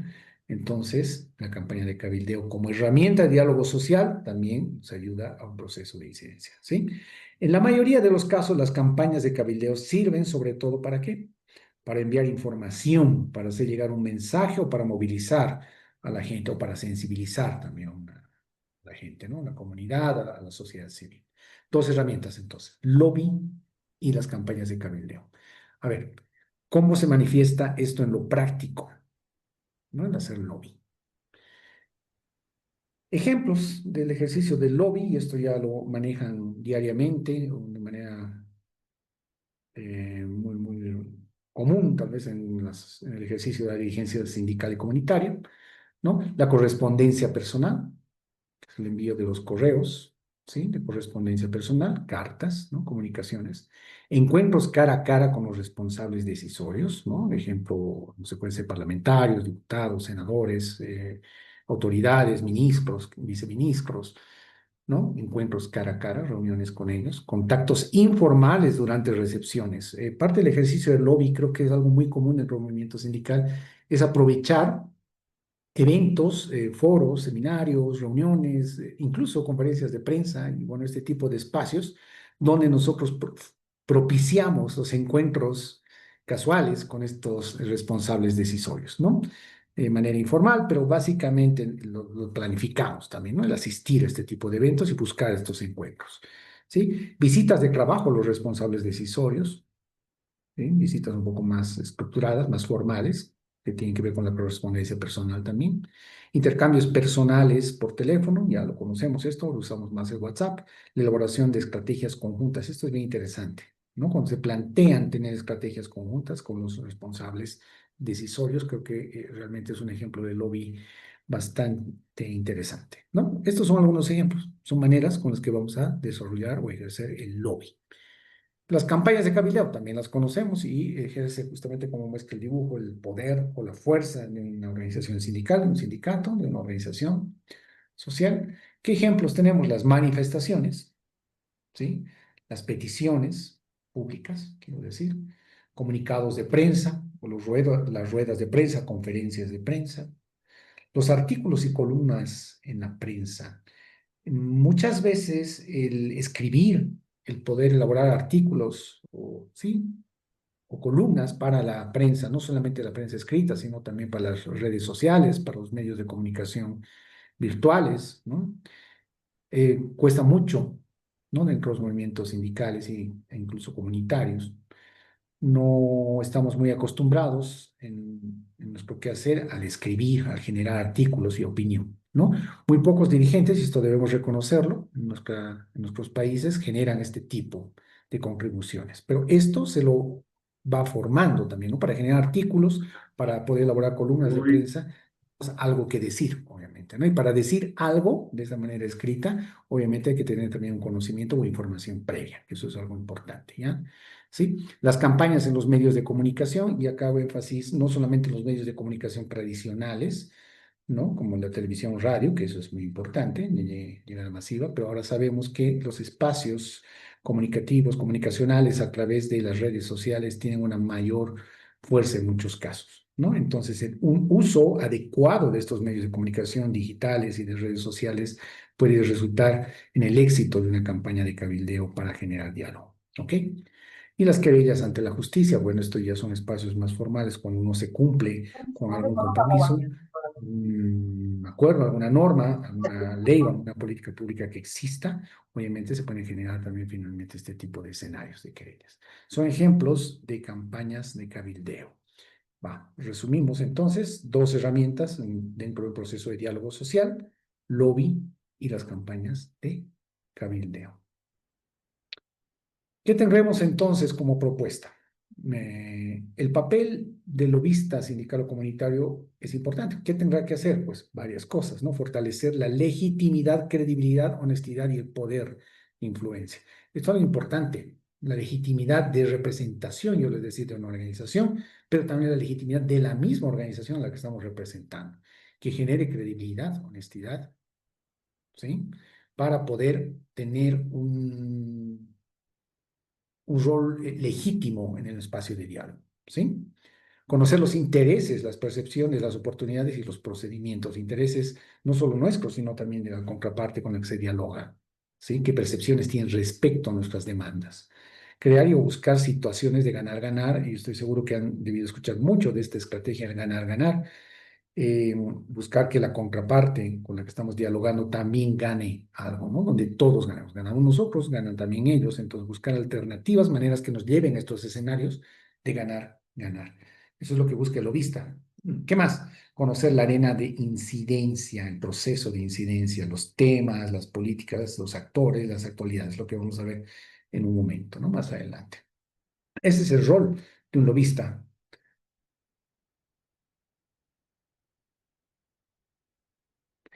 Pero también van a existir algunos límites, ¿no? Lastimosamente, dentro de este proceso de lobby. Uno de los principales límites, no tenemos poder de decisión sobre los tomadores de decisión, desgraciadamente. No podemos obligarlos, de hecho, ¿no? Podemos presionar, ejercer presión, poder influencia, claro que sí. Pues lastimosamente nosotros no tenemos un poder por encima de ellos en su decisión, en efectivo. Podemos influir y presionar, claro que sí. Los decisores deciden sobre el espacio para poder influenciar. Y los compromisos son necesarios para un proceso de cabildeo, que existe un compromiso genuino. ¿Sí? Bueno, acá, entonces, ¿cuáles serán las herramientas de incidencia política? Y esto es importante, Sí. porque estos 8 pasos que sí, estos 8 pasos que planteamos para desarrollar un proceso de incidencia política, que se lo ha trabajado también hace algún tiempo junto a Plares, y agradezco mucho al compañero Hernán, quien ha promovido justamente el desarrollo de esta metodología que vamos a desarrollar hace algunos años, y la vamos a compartir. Estos 8 pasos son si ustedes quieren, una sugerencia basados en la experiencia también para poder ejercer un proceso de incidencia de manera efectiva, ¿sí? Quiero que se entienda que dentro de este proceso de incidencia podemos hacer uso de las herramientas de diálogo social que hemos planteado hace un momento. Ok, entonces, 8 pasos. No vamos a desarrollar los 8 pasos en este momento, estoy presentando simplemente los 8 pasos para que los tengamos en mente y a partir de la siguiente sesión ya los vamos a empezar a desarrollar, particularmente a trabajar, ¿sí? Primer paso, identificación y análisis del problema. Indispensable. ¿Cuál es el problema que se quiere resolver? Identificar el problema. Y esto es algo importante. Muchas veces podemos tener una mirada diferente de las organizaciones sindicales respecto al problema real, ¿no? Una situación, ejemplo, la pobreza, ¿no? En un país. Las organizaciones podemos tener una mirada muy diferente respecto al problema que provoca justamente o que va a generar la pobreza, ¿no? Algunos dirán, no tenemos recursos naturales. Ese es el problema que debemos de resolver por por el que genera la pobreza. Otros dirán, no sé, no es los recursos naturales, es la falta de educación. Bueno, ¿qué quiero decir con esto? Es que la mirada respecto a los problemas puede ser muy distinta, ¿no? Entonces, lo que vamos a ver acá, y lo vamos a explicar más adelante, y a partir de la siguiente sesión, es cómo identificar el problema central que debe de ser resuelto, ¿no? Y llegar a un acuerdo y una misma visión. Segundo paso, formulación de la propuesta. Bueno, hay que darle una solución a ese problema que se quiere lograr en términos de programas y políticas públicas. Entonces, se tendría que plantear un objetivo, ¿no? Que va a tener que ver básicamente con la propuesta. Identificamos el problema. Segundo paso, pues tenemos que identificar el objetivo o qué estamos proponiendo para resolver ese problema en particular. Tercer paso, análisis del espacio de decisión. ¿Quiénes, cómo y cuándo toman decisiones sobre esta propuesta? Es identificarlos, ¿no? Identificarlos. ¿Ok? Cuarto paso. Análisis de los canales de influencia, lo que llamamos, y tal vez algunos ya conocen esto, un mapa de poder. ¿Quiénes son las personas que ejercen influencia en la toma de decisiones? A ver, si bien en el paso 3 identificamos a estos tomadores de decisión, quiénes son los que van a tomar decisión en relación directa al problema y a la propuesta que estamos generando, quiénes serán las personas que ejercen influencia a estos tomadores de decisión. ¿Sí? Eso es muy importante.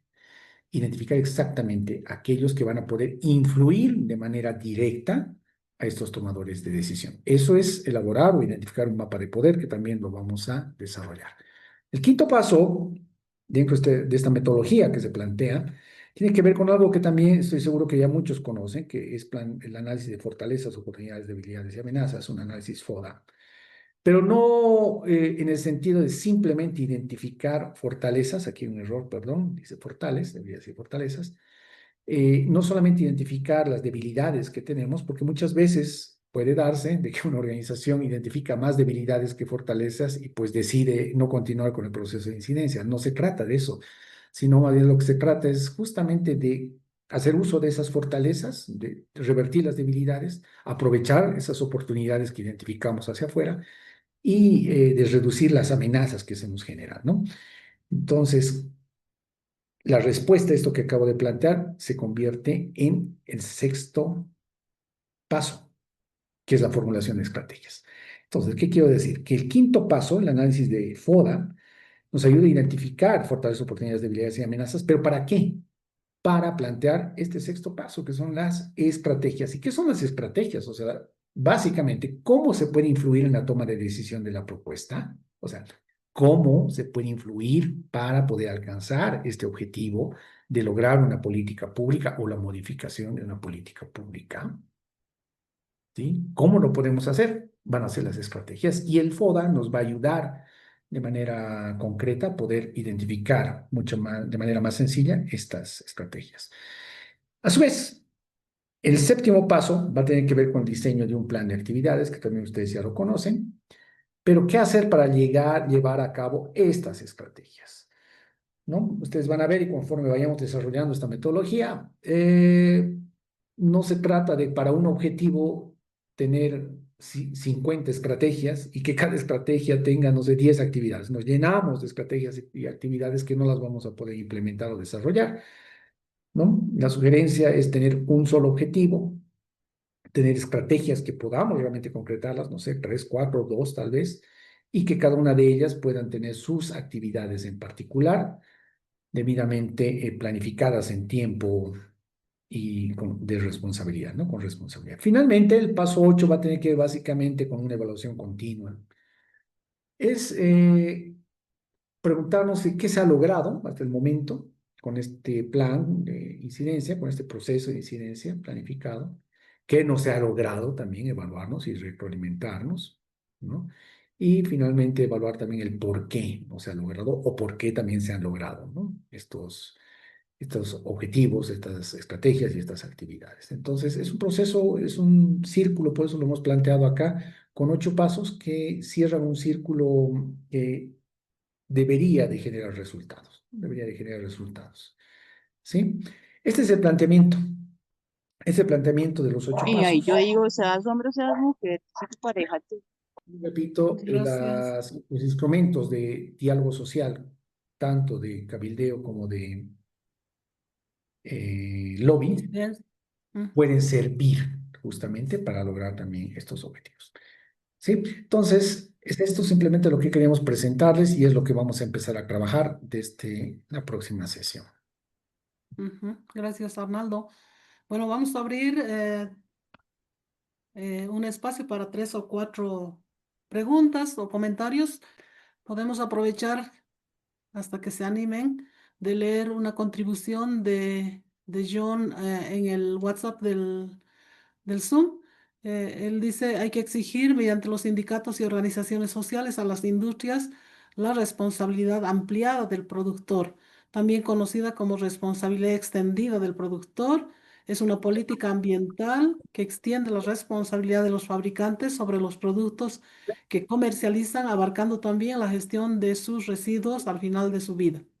John, uno, y Alicia, Natalie, después, por favor. Muy buenas noches, los saludo desde Yopal Casanare, les envío un cordial saludo.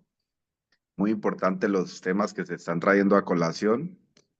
Simplemente quería plantear ahí como un comentario, y es que la forma en la que nosotros podemos incidir en las realidades de nuestra sociedad, sería importante mirar hacia una propuesta desde cada líder y cada persona que se vaya vinculando laboralmente, es decir, desde los jóvenes, poder crear un modelo ya mediante estos cursos que se dan para poder compartir no solamente conceptos, ideas, sino también compartir una propuesta que nos permita empezar a ejecutar espacios donde hablemos de transición energética justa, pero en base a una realidad, y que esa realidad pues nos permita a nosotros traer un foco social, traer un espacio para que muchos jóvenes y muchas agremiaciones se involucren pues en la necesidad de ver de que la transición energética no solamente involucra a espacios ambientales, sino también humanitarios. Entonces ese era el aporte que quería hacer y muchas gracias por el espacio. Gracias, Johnny. Alicia. Hola, buenas noches. Soy Natalie Maya del Observatorio de Trabajo y Pensamiento Crítico de la Universidad Central del Ecuador. Muchas gracias por este espacio. Solamente un comentario en general. Me parece que todas las metodologías y las herramientas de tanto el tema de diálogo como construir capacidades de incidencia para los sindicatos son acertadas. Sin embargo, sí quisiera hacer un comentario respecto a cómo se plantea la posición desde el trabajo, desde los sindicatos para el diálogo, porque partimos del principio de buena fe, sí, pero también conocemos que en nuestras realidades los intereses de Estado, empresarios y trabajadores son en muchas veces opuestos.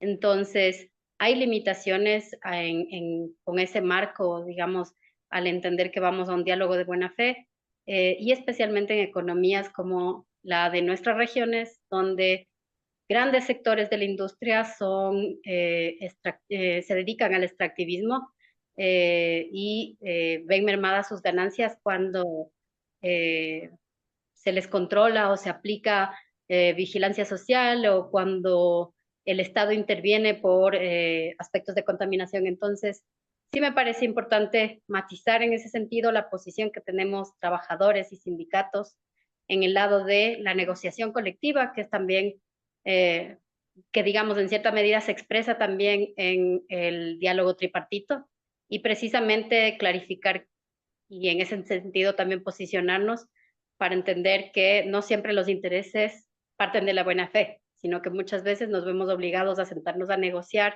en condiciones desiguales. Mi pregunta más que todo, y hace rato yo quería hacerla, es con referencia al diálogo social que nos plantea acá el profe, y me gustaría saber cuáles son las diferencias con la acción comunicativa que Habermas nos plantea.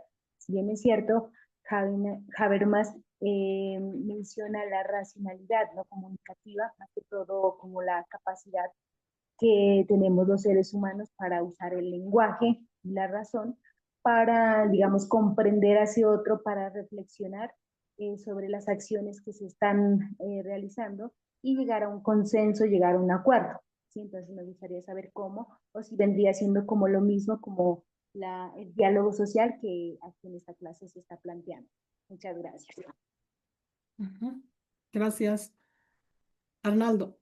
Bueno, en realidad, cuando hablamos de diálogo social, de este contexto organizacional, nuestro organizado, hablamos de sindicato normalmente y ahora de organizaciones comunitarias también, nos centramos en un escenario de diálogo social tripartito, más considerando este contexto de transición social que estamos manejando ahora. Sí, obviamente las habilidades comunicacionales son pues una característica, una habilidad necesaria o características necesarias para desarrollar, obviamente, o para desenvolverse o para en escenarios de diálogo social tripartito, ¿no? No diría yo que son exactamente lo mismo, sino que más bien se complementan, ¿no? Las habilidades comunicacionales obviamente van a ayudar a contar con espacios de diálogo social mucho más efectivos, ¿no? Por lo menos debería de ser así, ¿no? Contribuir a lograr mejores resultados en un espacio de diálogo, ¿sí? Básicamente es ese comentario, si es que he comprendido bien la consulta.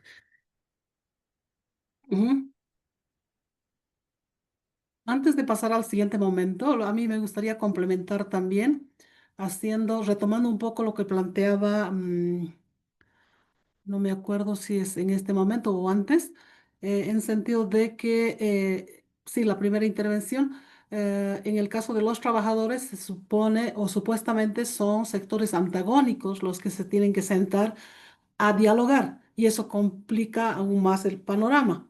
Entonces ahí quisiera traer a colación con lo que plantea la última compañera en sentido de que estamos hablando, cuando hablamos de diálogo social, sin hacer referencia a ninguna contribución teórica, como en este caso de este filósofo, la búsqueda, el diálogo también es la búsqueda de entendimiento y consensos, como plantea él, ¿no es cierto? Como plantea este filósofo. Pero aquí se complica porque los consensos están ubicados para los trabajadores y para los empresarios y a veces para el propio gobierno en dos bandos diferentes. Y aquí traigo a colación yo un objetivo que es un objetivo primordial con el que ha nacido el movimiento sindical y que tiene que ver con esta agenda de largo plazo que está referida a la justicia social. Si hablamos que un objetivo del movimiento sindical es la justicia social, nos toca convencer a todos los actores, así estén ubicados en bandos contrarios, que todos y todas estamos tras los mismos objetivos. Quizá, y bueno, aquí traigo también a colación esta mirada de largo plazo con la que hay que enfocarnos en el diálogo y en la incidencia, andar paso por paso. Si lo primero es convencer de que si luchamos todos y todas por la justicia social, vamos a tener una ecuación cuyo resultado es ganar, ganar, capaz vamos a empezar a avanzar por pequeños pasos, ¿no? Entonces sí tienen que ver, y aquí el desafío para ustedes también es contrastar la teoría en cuanto a diálogo social, a negociación, a comunicación, con los desafíos que se le plantea, que le plantea la transición justa al movimiento sindical hoy. Bueno, entonces vamos a pasar al siguiente momento y que tiene que ver con una batería de preguntas. En los 8 pasos que ha referido Arnaldo, no hay uno que diga específicamente que es importante este análisis de contexto. Sin embargo, este manual, que como les compartió Arnaldo, ha sido trabajado por Hernán, habla mucho de esta importancia que tiene el análisis de contexto, ¿no? Entonces, la incidencia tiene que ver con la capacidad de modificar las relaciones de poder, eso lo ha planteado Arnaldo, o ejercer poder sobre el cambio, la posibilidad de transformación. La forma que asuma la incidencia política y sus modalidades dependerá en buena cuenta de las características del sistema político en el cual se desarrolle. O sea, esto es el territorio, ¿no? Entendiendo que cuando hablamos de sistema político no estamos hablando solamente de una forma de gobierno. Básicamente estamos haciendo alusión a la democracia y cuál es la profundidad, la fortaleza o la, el nivel democrático en el que se desarrollan nuestras sociedades. Entonces aquí hemos preparado una batería de preguntas y vamos a abrir espacio para ir avanzando, no sé, quizá una o dos intervenciones por pregunta, porque son una sucesión que queremos que ustedes se planteen al mirar las respuestas y oír las respuestas en lo que estamos queriendo proponer o llegar en este momento. Entonces, ¿quién tiene el poder de decisión en cada unidad territorial? Bueno, con la primera pregunta, lo que estamos pensando es en esta posible respuesta en sentido de que nadie está totalmente desprovisto de poder a nivel social, ¿no es cierto? Pero entonces podemos pasar ya, y ahí ya tengo una primera solicitud. ¿Cuál sería el poder sindical? Adelante, Igor. Eddie. Igor y luego Eddie. Bueno, el poder sindical depende de la trascendencia que desde su visión estructural el sindicato plantee. Pues por lo menos nosotros hace mucho rato es mucho tiempo, planteamos un cambio de estrategia. O sea, salirnos del marco de la defensa de los intereses de los trabajadores específicamente y luchar también por los intereses de la comunidad. Entendimos que no podíamos cambiar del entorno comunitario con solo pasar el carrete en el torniquete para entrar a la empresa. Entonces, si éramos comunidad, teníamos la capacidad también de orientar no solamente a los trabajadores, sino también a las comunidades. Y hemos liderado procesos sociales de impacto a nivel de nuestras regiones, con todas las comunidades, y yo creo que el poder sindical puede avanzar mucho más allá del contexto laboral en el cual está enmarcado legalmente.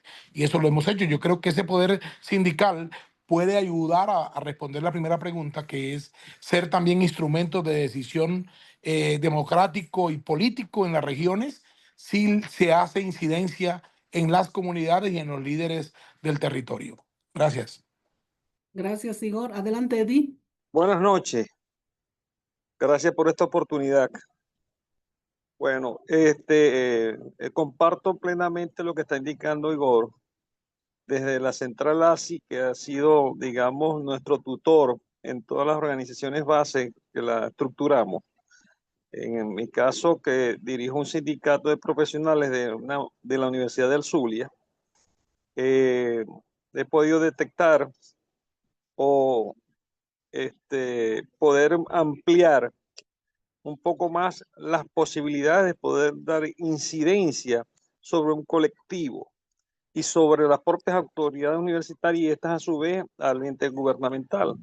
Pero para nadie es un secreto que en nuestro territorio, como tú bien lo indicaste, para no marcarlo desde el punto de vista político, pero sí tenemos ciertas dificultades.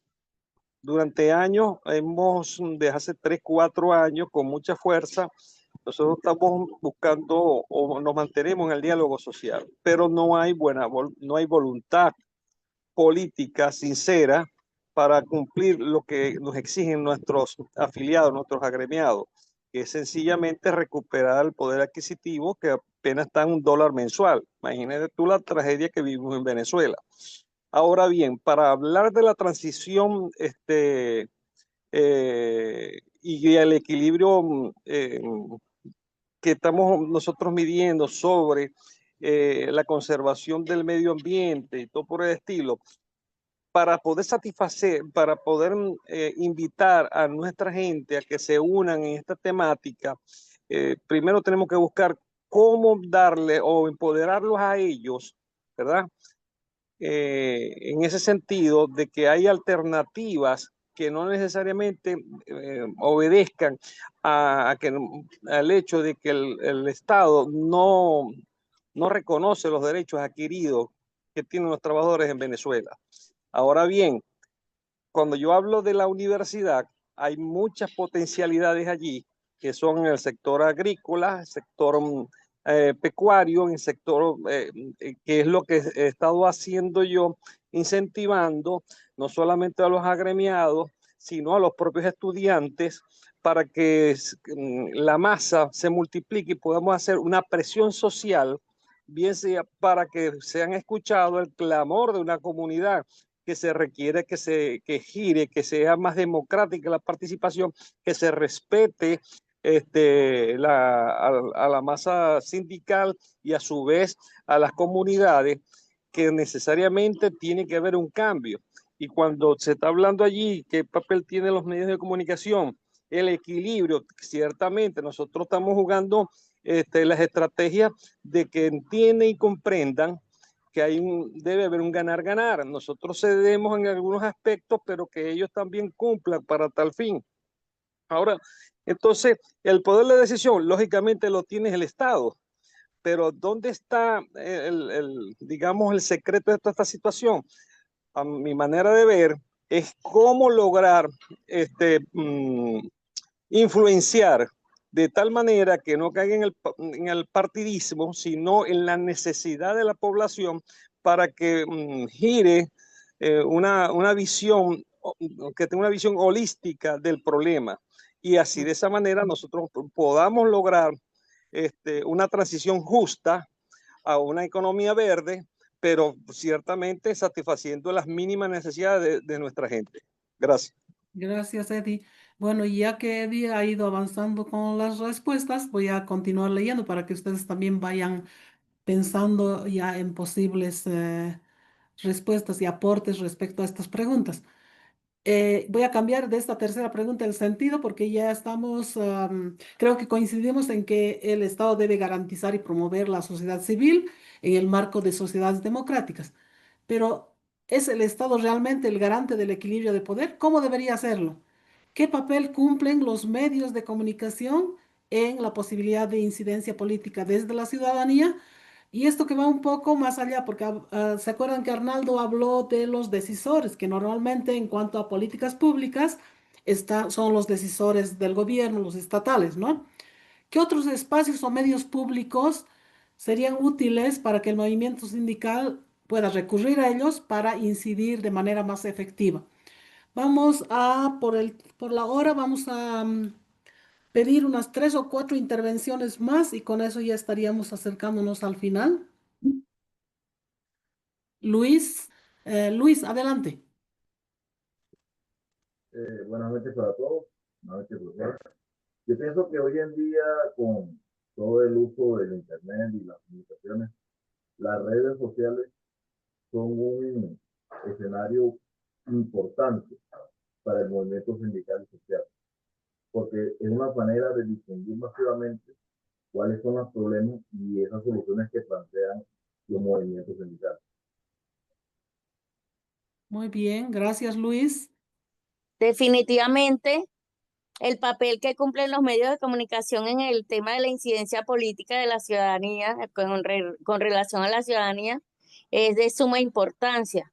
Ciertamente la organización sindical o la organización comunitaria puede, de cierta forma, ir promoviendo campañas de sensibilización o acciones tendientes al tema del cambio climático o a la transición justa, pero si no tenemos como aliados a los medios de comunicación masivos, que son los que definitivamente visibilizan no solamente la problemática y la temática, sino las acciones que ejecutamos cada uno de los líderes sindicales o sociales, no hay posibilidad de expandir esa acción y de incidir de forma positiva en quienes de una u otra forma tienen el poder de decisión. Yo sí creo que los medios de comunicación juegan un rol esencial en el tema de cómo hacer para que se cambien o se incentiven políticas públicas a favor de los trabajadores en este caso y en el tema de la transición, por supuesto.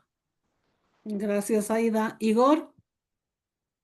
Bueno, yo tengo una opinión sobre los 3 puntos que bueno, la pregunta del Estado como garante del equilibrio es lo óptimo, no es lo que soñamos, que existe un Estado social de derecho.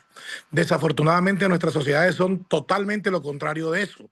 Hay una injusticia total, hay unos gobiernos que finalmente, por lo menos en Colombia, gobiernan en favor del gran capital, a diferencia del gobierno de hoy, que piensa en el pueblo y hoy tiene a la derecha y a la oposición en contra y moviendo todo para deslegitimizar al gobierno, y es parte de la lucha popular que hoy estamos librando en el país. Y bueno, es la lucha que tenemos que seguir librando, porque no vamos a desfallecer a que se establezca en Colombia de verdad un Estado social de derecho.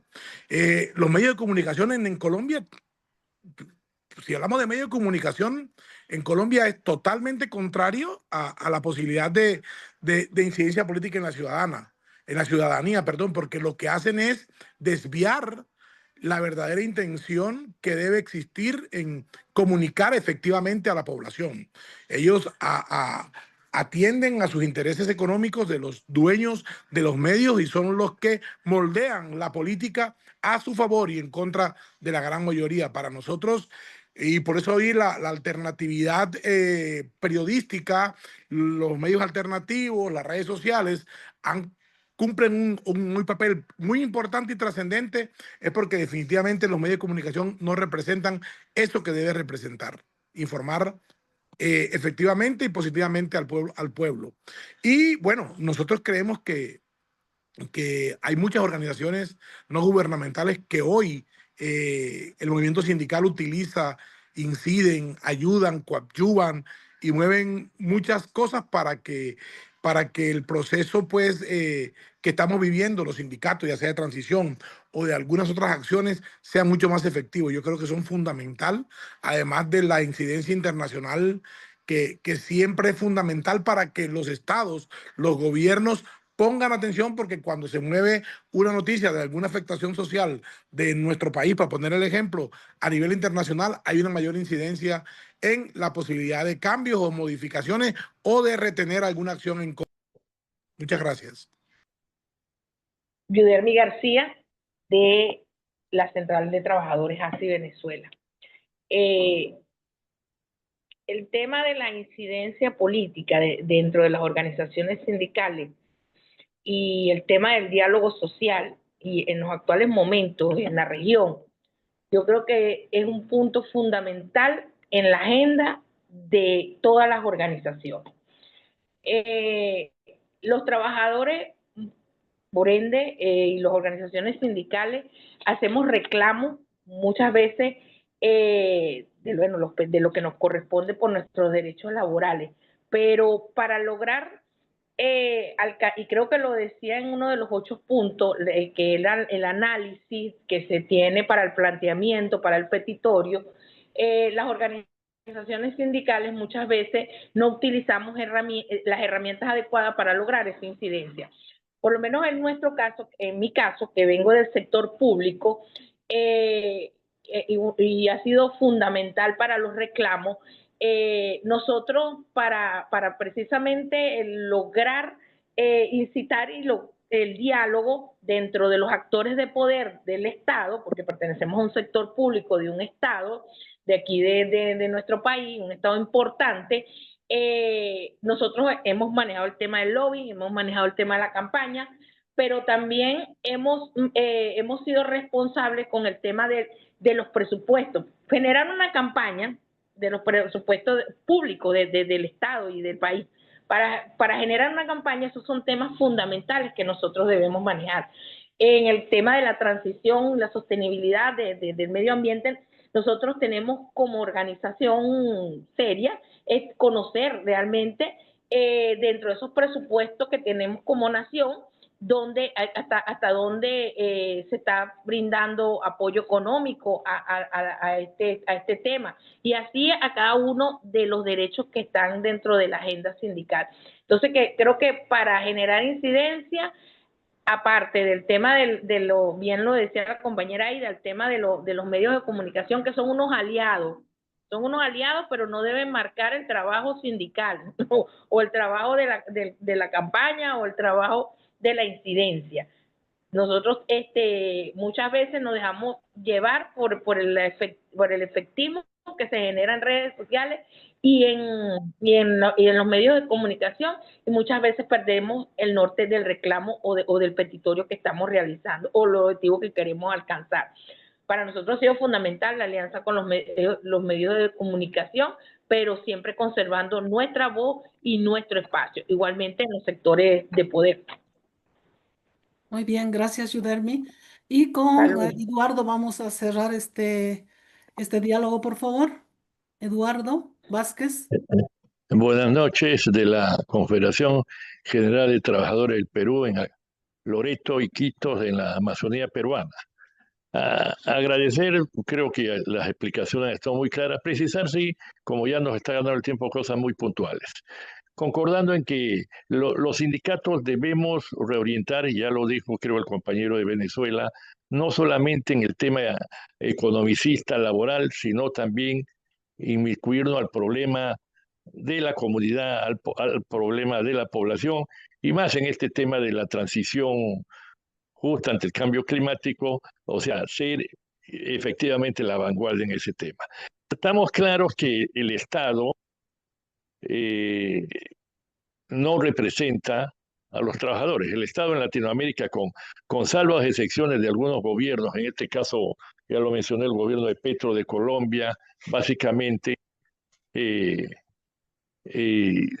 no está representando no busca una solución ahí. O sea, tenemos también al Estado como un ente que tenemos que ser un elemento de presión para que logre, y es la movilización de las organizaciones, de los sindicatos y de toda la población, la que le va arrinconando para que pueda coadyuvar estos espacios. Y por último, en tema de los medios de comunicación, también, pese a que hay espacios que te dan por la presencia que ganas, los medios de comunicación normalmente están al otro lado. Hay que buscar alternativas con las redes sociales, con medios propios masivos que puedan llegar, si la tecnología nos permite ahora más, y creo que eso nos va a garantizar mayor presencia sindical, mayor presencia en estos temas, sin descuidar también lo otro, pero creo que ahí está también uno de los ejes centrales.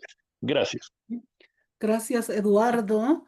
Y aquí me avisa Hernán que alguien ha pedido la palabra también en el WhatsApp del grupo.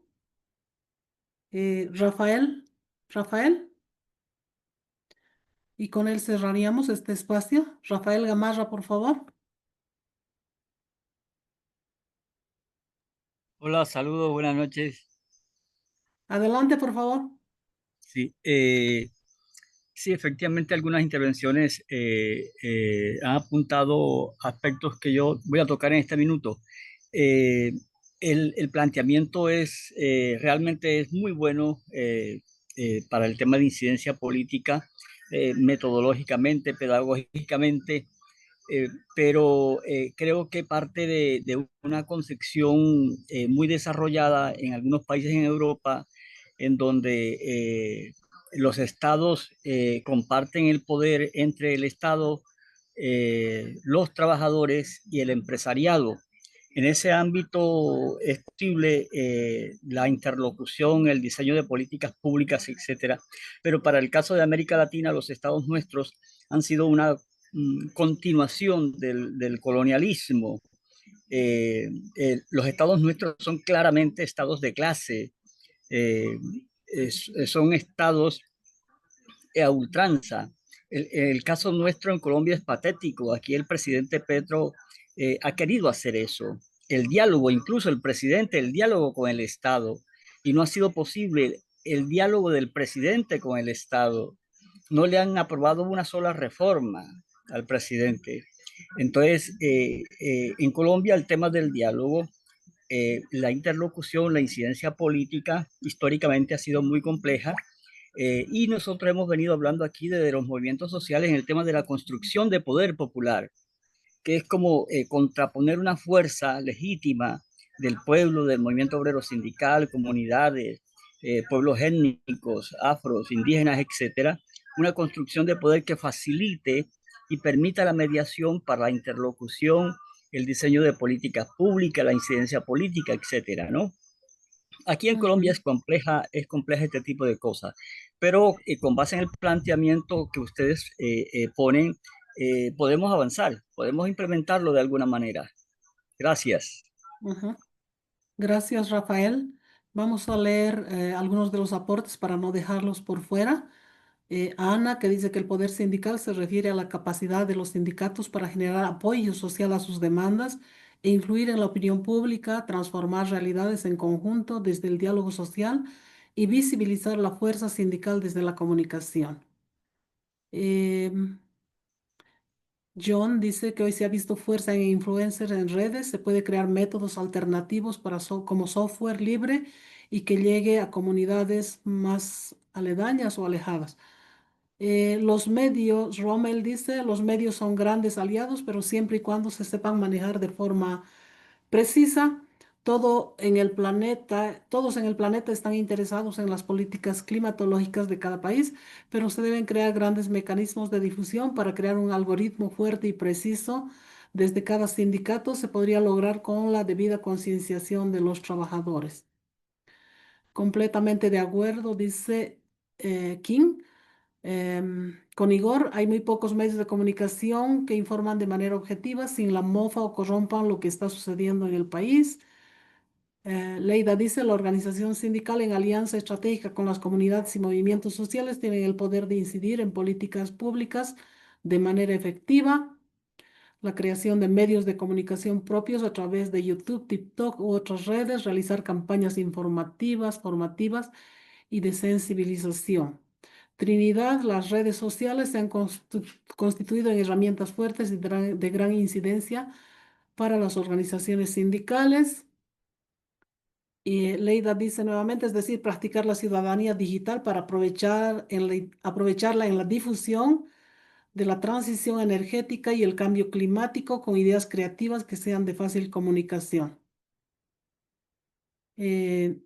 A nivel distrital, el movimiento sindical SNTT de Colombia hemos apostado al lobby en el Consejo de Bogotá, en el Senado y los medios de comunicación, redes sociales y voz a voz. La información de lo que está sucediendo con la empresa distrital de transporte público y evitar a como dé lugar la liquidación de la rolita y defender el trabajo justo, ya que más del 62% son madres cabeza de familia. Y Mónica dice que uno de los problemas que se presenta para tener una incidencia política real es que algunos malos dirigentes se parcializan con intereses personales y fracturan la unidad de los sindicatos, muchas veces debilitando la presión social y que se puede ejercer. Y lo mismo ocurre con algunos medios de comunicación. No sé si tú, Arnaldo, quieres compartir algo. Creo que en realidad sí se han compartido varias ideas. Aquí ha salido algo que yo quisiera recalcar y que lo vamos a tocar a lo largo de estas sesiones, que es el trabajo de comunicación a través del uso de redes sociales, ¿no? Que es lo que ahora se ha convertido en un desafío para las organizaciones sindicales, hacer un uso efectivo, obviamente, de las redes sociales, ¿no? No solamente las redes sociales, hay un tema también que tiene que ver con la inteligencia artificial, que no lo hemos mencionado en este momento, pero que se ha convertido en herramientas o se convierten en herramientas indispensables para poder fortalecer estos procesos tanto de diálogo como también de incidencia política, ¿no? Entonces, nos va a tocar a todos poder conocer de mejor manera una adecuada utilización de tanto las redes sociales, que ya lo manejamos, pero también de la inteligencia artificial, ¿no? Entonces, vamos a ir tocando estos temas también. Sí, simplemente eso. Sí, yo por mi parte quisiera resaltar, haciendo una especie de resumen, no quiero hablar, no quiero plantear ni pretendo mostrar todo lo que han aportado, que es muy rico, pero me parece que está planteado el desafío en cuanto a hacer procesos o a encarar procesos de incidencia y de diálogo social, que en este caso recalcamos, no son lineales, no son simples, son súper complicados y creo que una de las complicaciones y desafíos para el movimiento sindical es realmente hacer este mapa de poder y análisis de contexto, ¿no es cierto? Donde van a saltar todos estos contextos políticos complicados de nuestros países. Em, Quisiera traer a colación yo este aporte, no me acuerdo del compañero, pero ha hablado del contexto internacional y esto tiene que ver con una idea o un principio con el que ha nacido el movimiento sindical internacional y está referido al internacionalismo, ¿no? El movimiento sindical ha nacido con esa idea de formar redes, conexión y finalmente una sola acción a nivel mundial, porque hay sindicatos en el norte, en el sur, en el este y en el oeste. Y ese es un potencial o uno de los poderes del movimiento sindical. En este caso, en el marco de lo que podría ser la incidencia, los medios como aliados, pero también mirar como con más interés desde el movimiento sindical esto de los TICs o las tecnologías de la información y comunicación, lo que han nombrado muchos y muchas respecto a no solamente ser creativos en cómo comunica y qué comunica el movimiento sindical, sino cómo usa a la tecnología para llegar y para informar y para generar conciencia. Y lo que planteaba el compañero del Perú, en sentido de que nosotros tenemos resabios todavía de lo que ha sido la América colonial, colonizada, y por lo tanto hablar de transición justa en el viejo continente no es lo mismo que hablar de transición justa en nuestros países, así que ese se plantea también como un nuevo desafío, como un reto que hay que tenerlo muy presente al momento de hacer el análisis de contexto y el mapa de poder. Con eso cerraría esta parte ya para pasar a la parte final, que no nos va a llevar más de 3 minutos. Quiero visibilizar para ustedes esta última lámina que tiene que ver con estas actividades que no son que son más allá de las sesiones. Lo que les pedimos como la primera actividad que cada quien se lleva como compromiso de aquí de esta primera sesión es la lectura de la cartilla del lobby cabildeo que está colgada ya en la plataforma. Alguien ha preguntado cómo ingresa a la plataforma, también se le ha respondido, así que si hay dudas igual siguen consultando. Otra tarea que se lleva individualmente cada quien es la lectura de la cartilla de incidencia política y social para organizaciones sindicales, que también está colgada en la plataforma Hola. Y finalmente esto que es una tarea por sector, ojalá muchas se puedan juntar por sectores para hacer este reporte de los procesos de incidencia en el marco de la transición justa en su sector y en qué estado están ahora. Y aquí está la instructiva de cómo tienen que hacer ese reporte de estos procesos de incidencia. La primera parte es ponerle un título, es identificar cuál es el proceso de incidencia. El trabajo ya de breve análisis sería el análisis del estado en el que se encuentra ese proceso de incidencia. Lo segundo que tienen que hacer es cuáles son los avances, hacer un breve reporte de los avances. Y finalmente, si pueden identificar algunas debilidades del proceso, también que hagan una breve descripción. Sabemos que tienen ustedes el apoyo de responsables para hacer seguimiento a este trabajo, así que no sé hasta cuándo tenemos, Arnaldo, para que ellos cuelguen este reporte en la plataforma. Sí, ya está habilitada, ¿no? La tarea. Entonces, la idea es que cada sector vea la manera de reunirse, por favor, si lo hacen virtualmente o presencialmente, depende de ustedes, en cada país o sector, y que puedan responder estas preguntas. No necesitamos documentos de 10, 20, Largos. 30 páginas, ¿no? Por No. favor, si no sé, una o dos Breves. páginas, mucho, exagerando, no sea muy puntual, y que lo puedan cargar. Lo deseable es que lo carguen hasta el fin de semana para que tengamos la posibilidad de lunes y martes nosotros poder revisar, Analizar. ¿no? La información que ustedes van a enviar. Hasta el día domingo, entonces, sería ideal que puedan enviar, ¿no? Estas respuestas. Muy bien. La siguiente sesión es el 18, ¿no? Miércoles 18. Entonces esperamos hasta el 15 el envío de sus trabajos colgados ya en la plataforma Hola, por favor. Y con esto les agradecemos haber permanecido hasta ahora. Muy pocas personas son las que se han tenido que ir a la hora que había sido inicialmente planificada, pero Creo que la mayoría se ha quedado hasta finalizar, así que muchas gracias por su participación, gracias a Arnaldo y gracias a Hernán por el apoyo también. Buenas noches.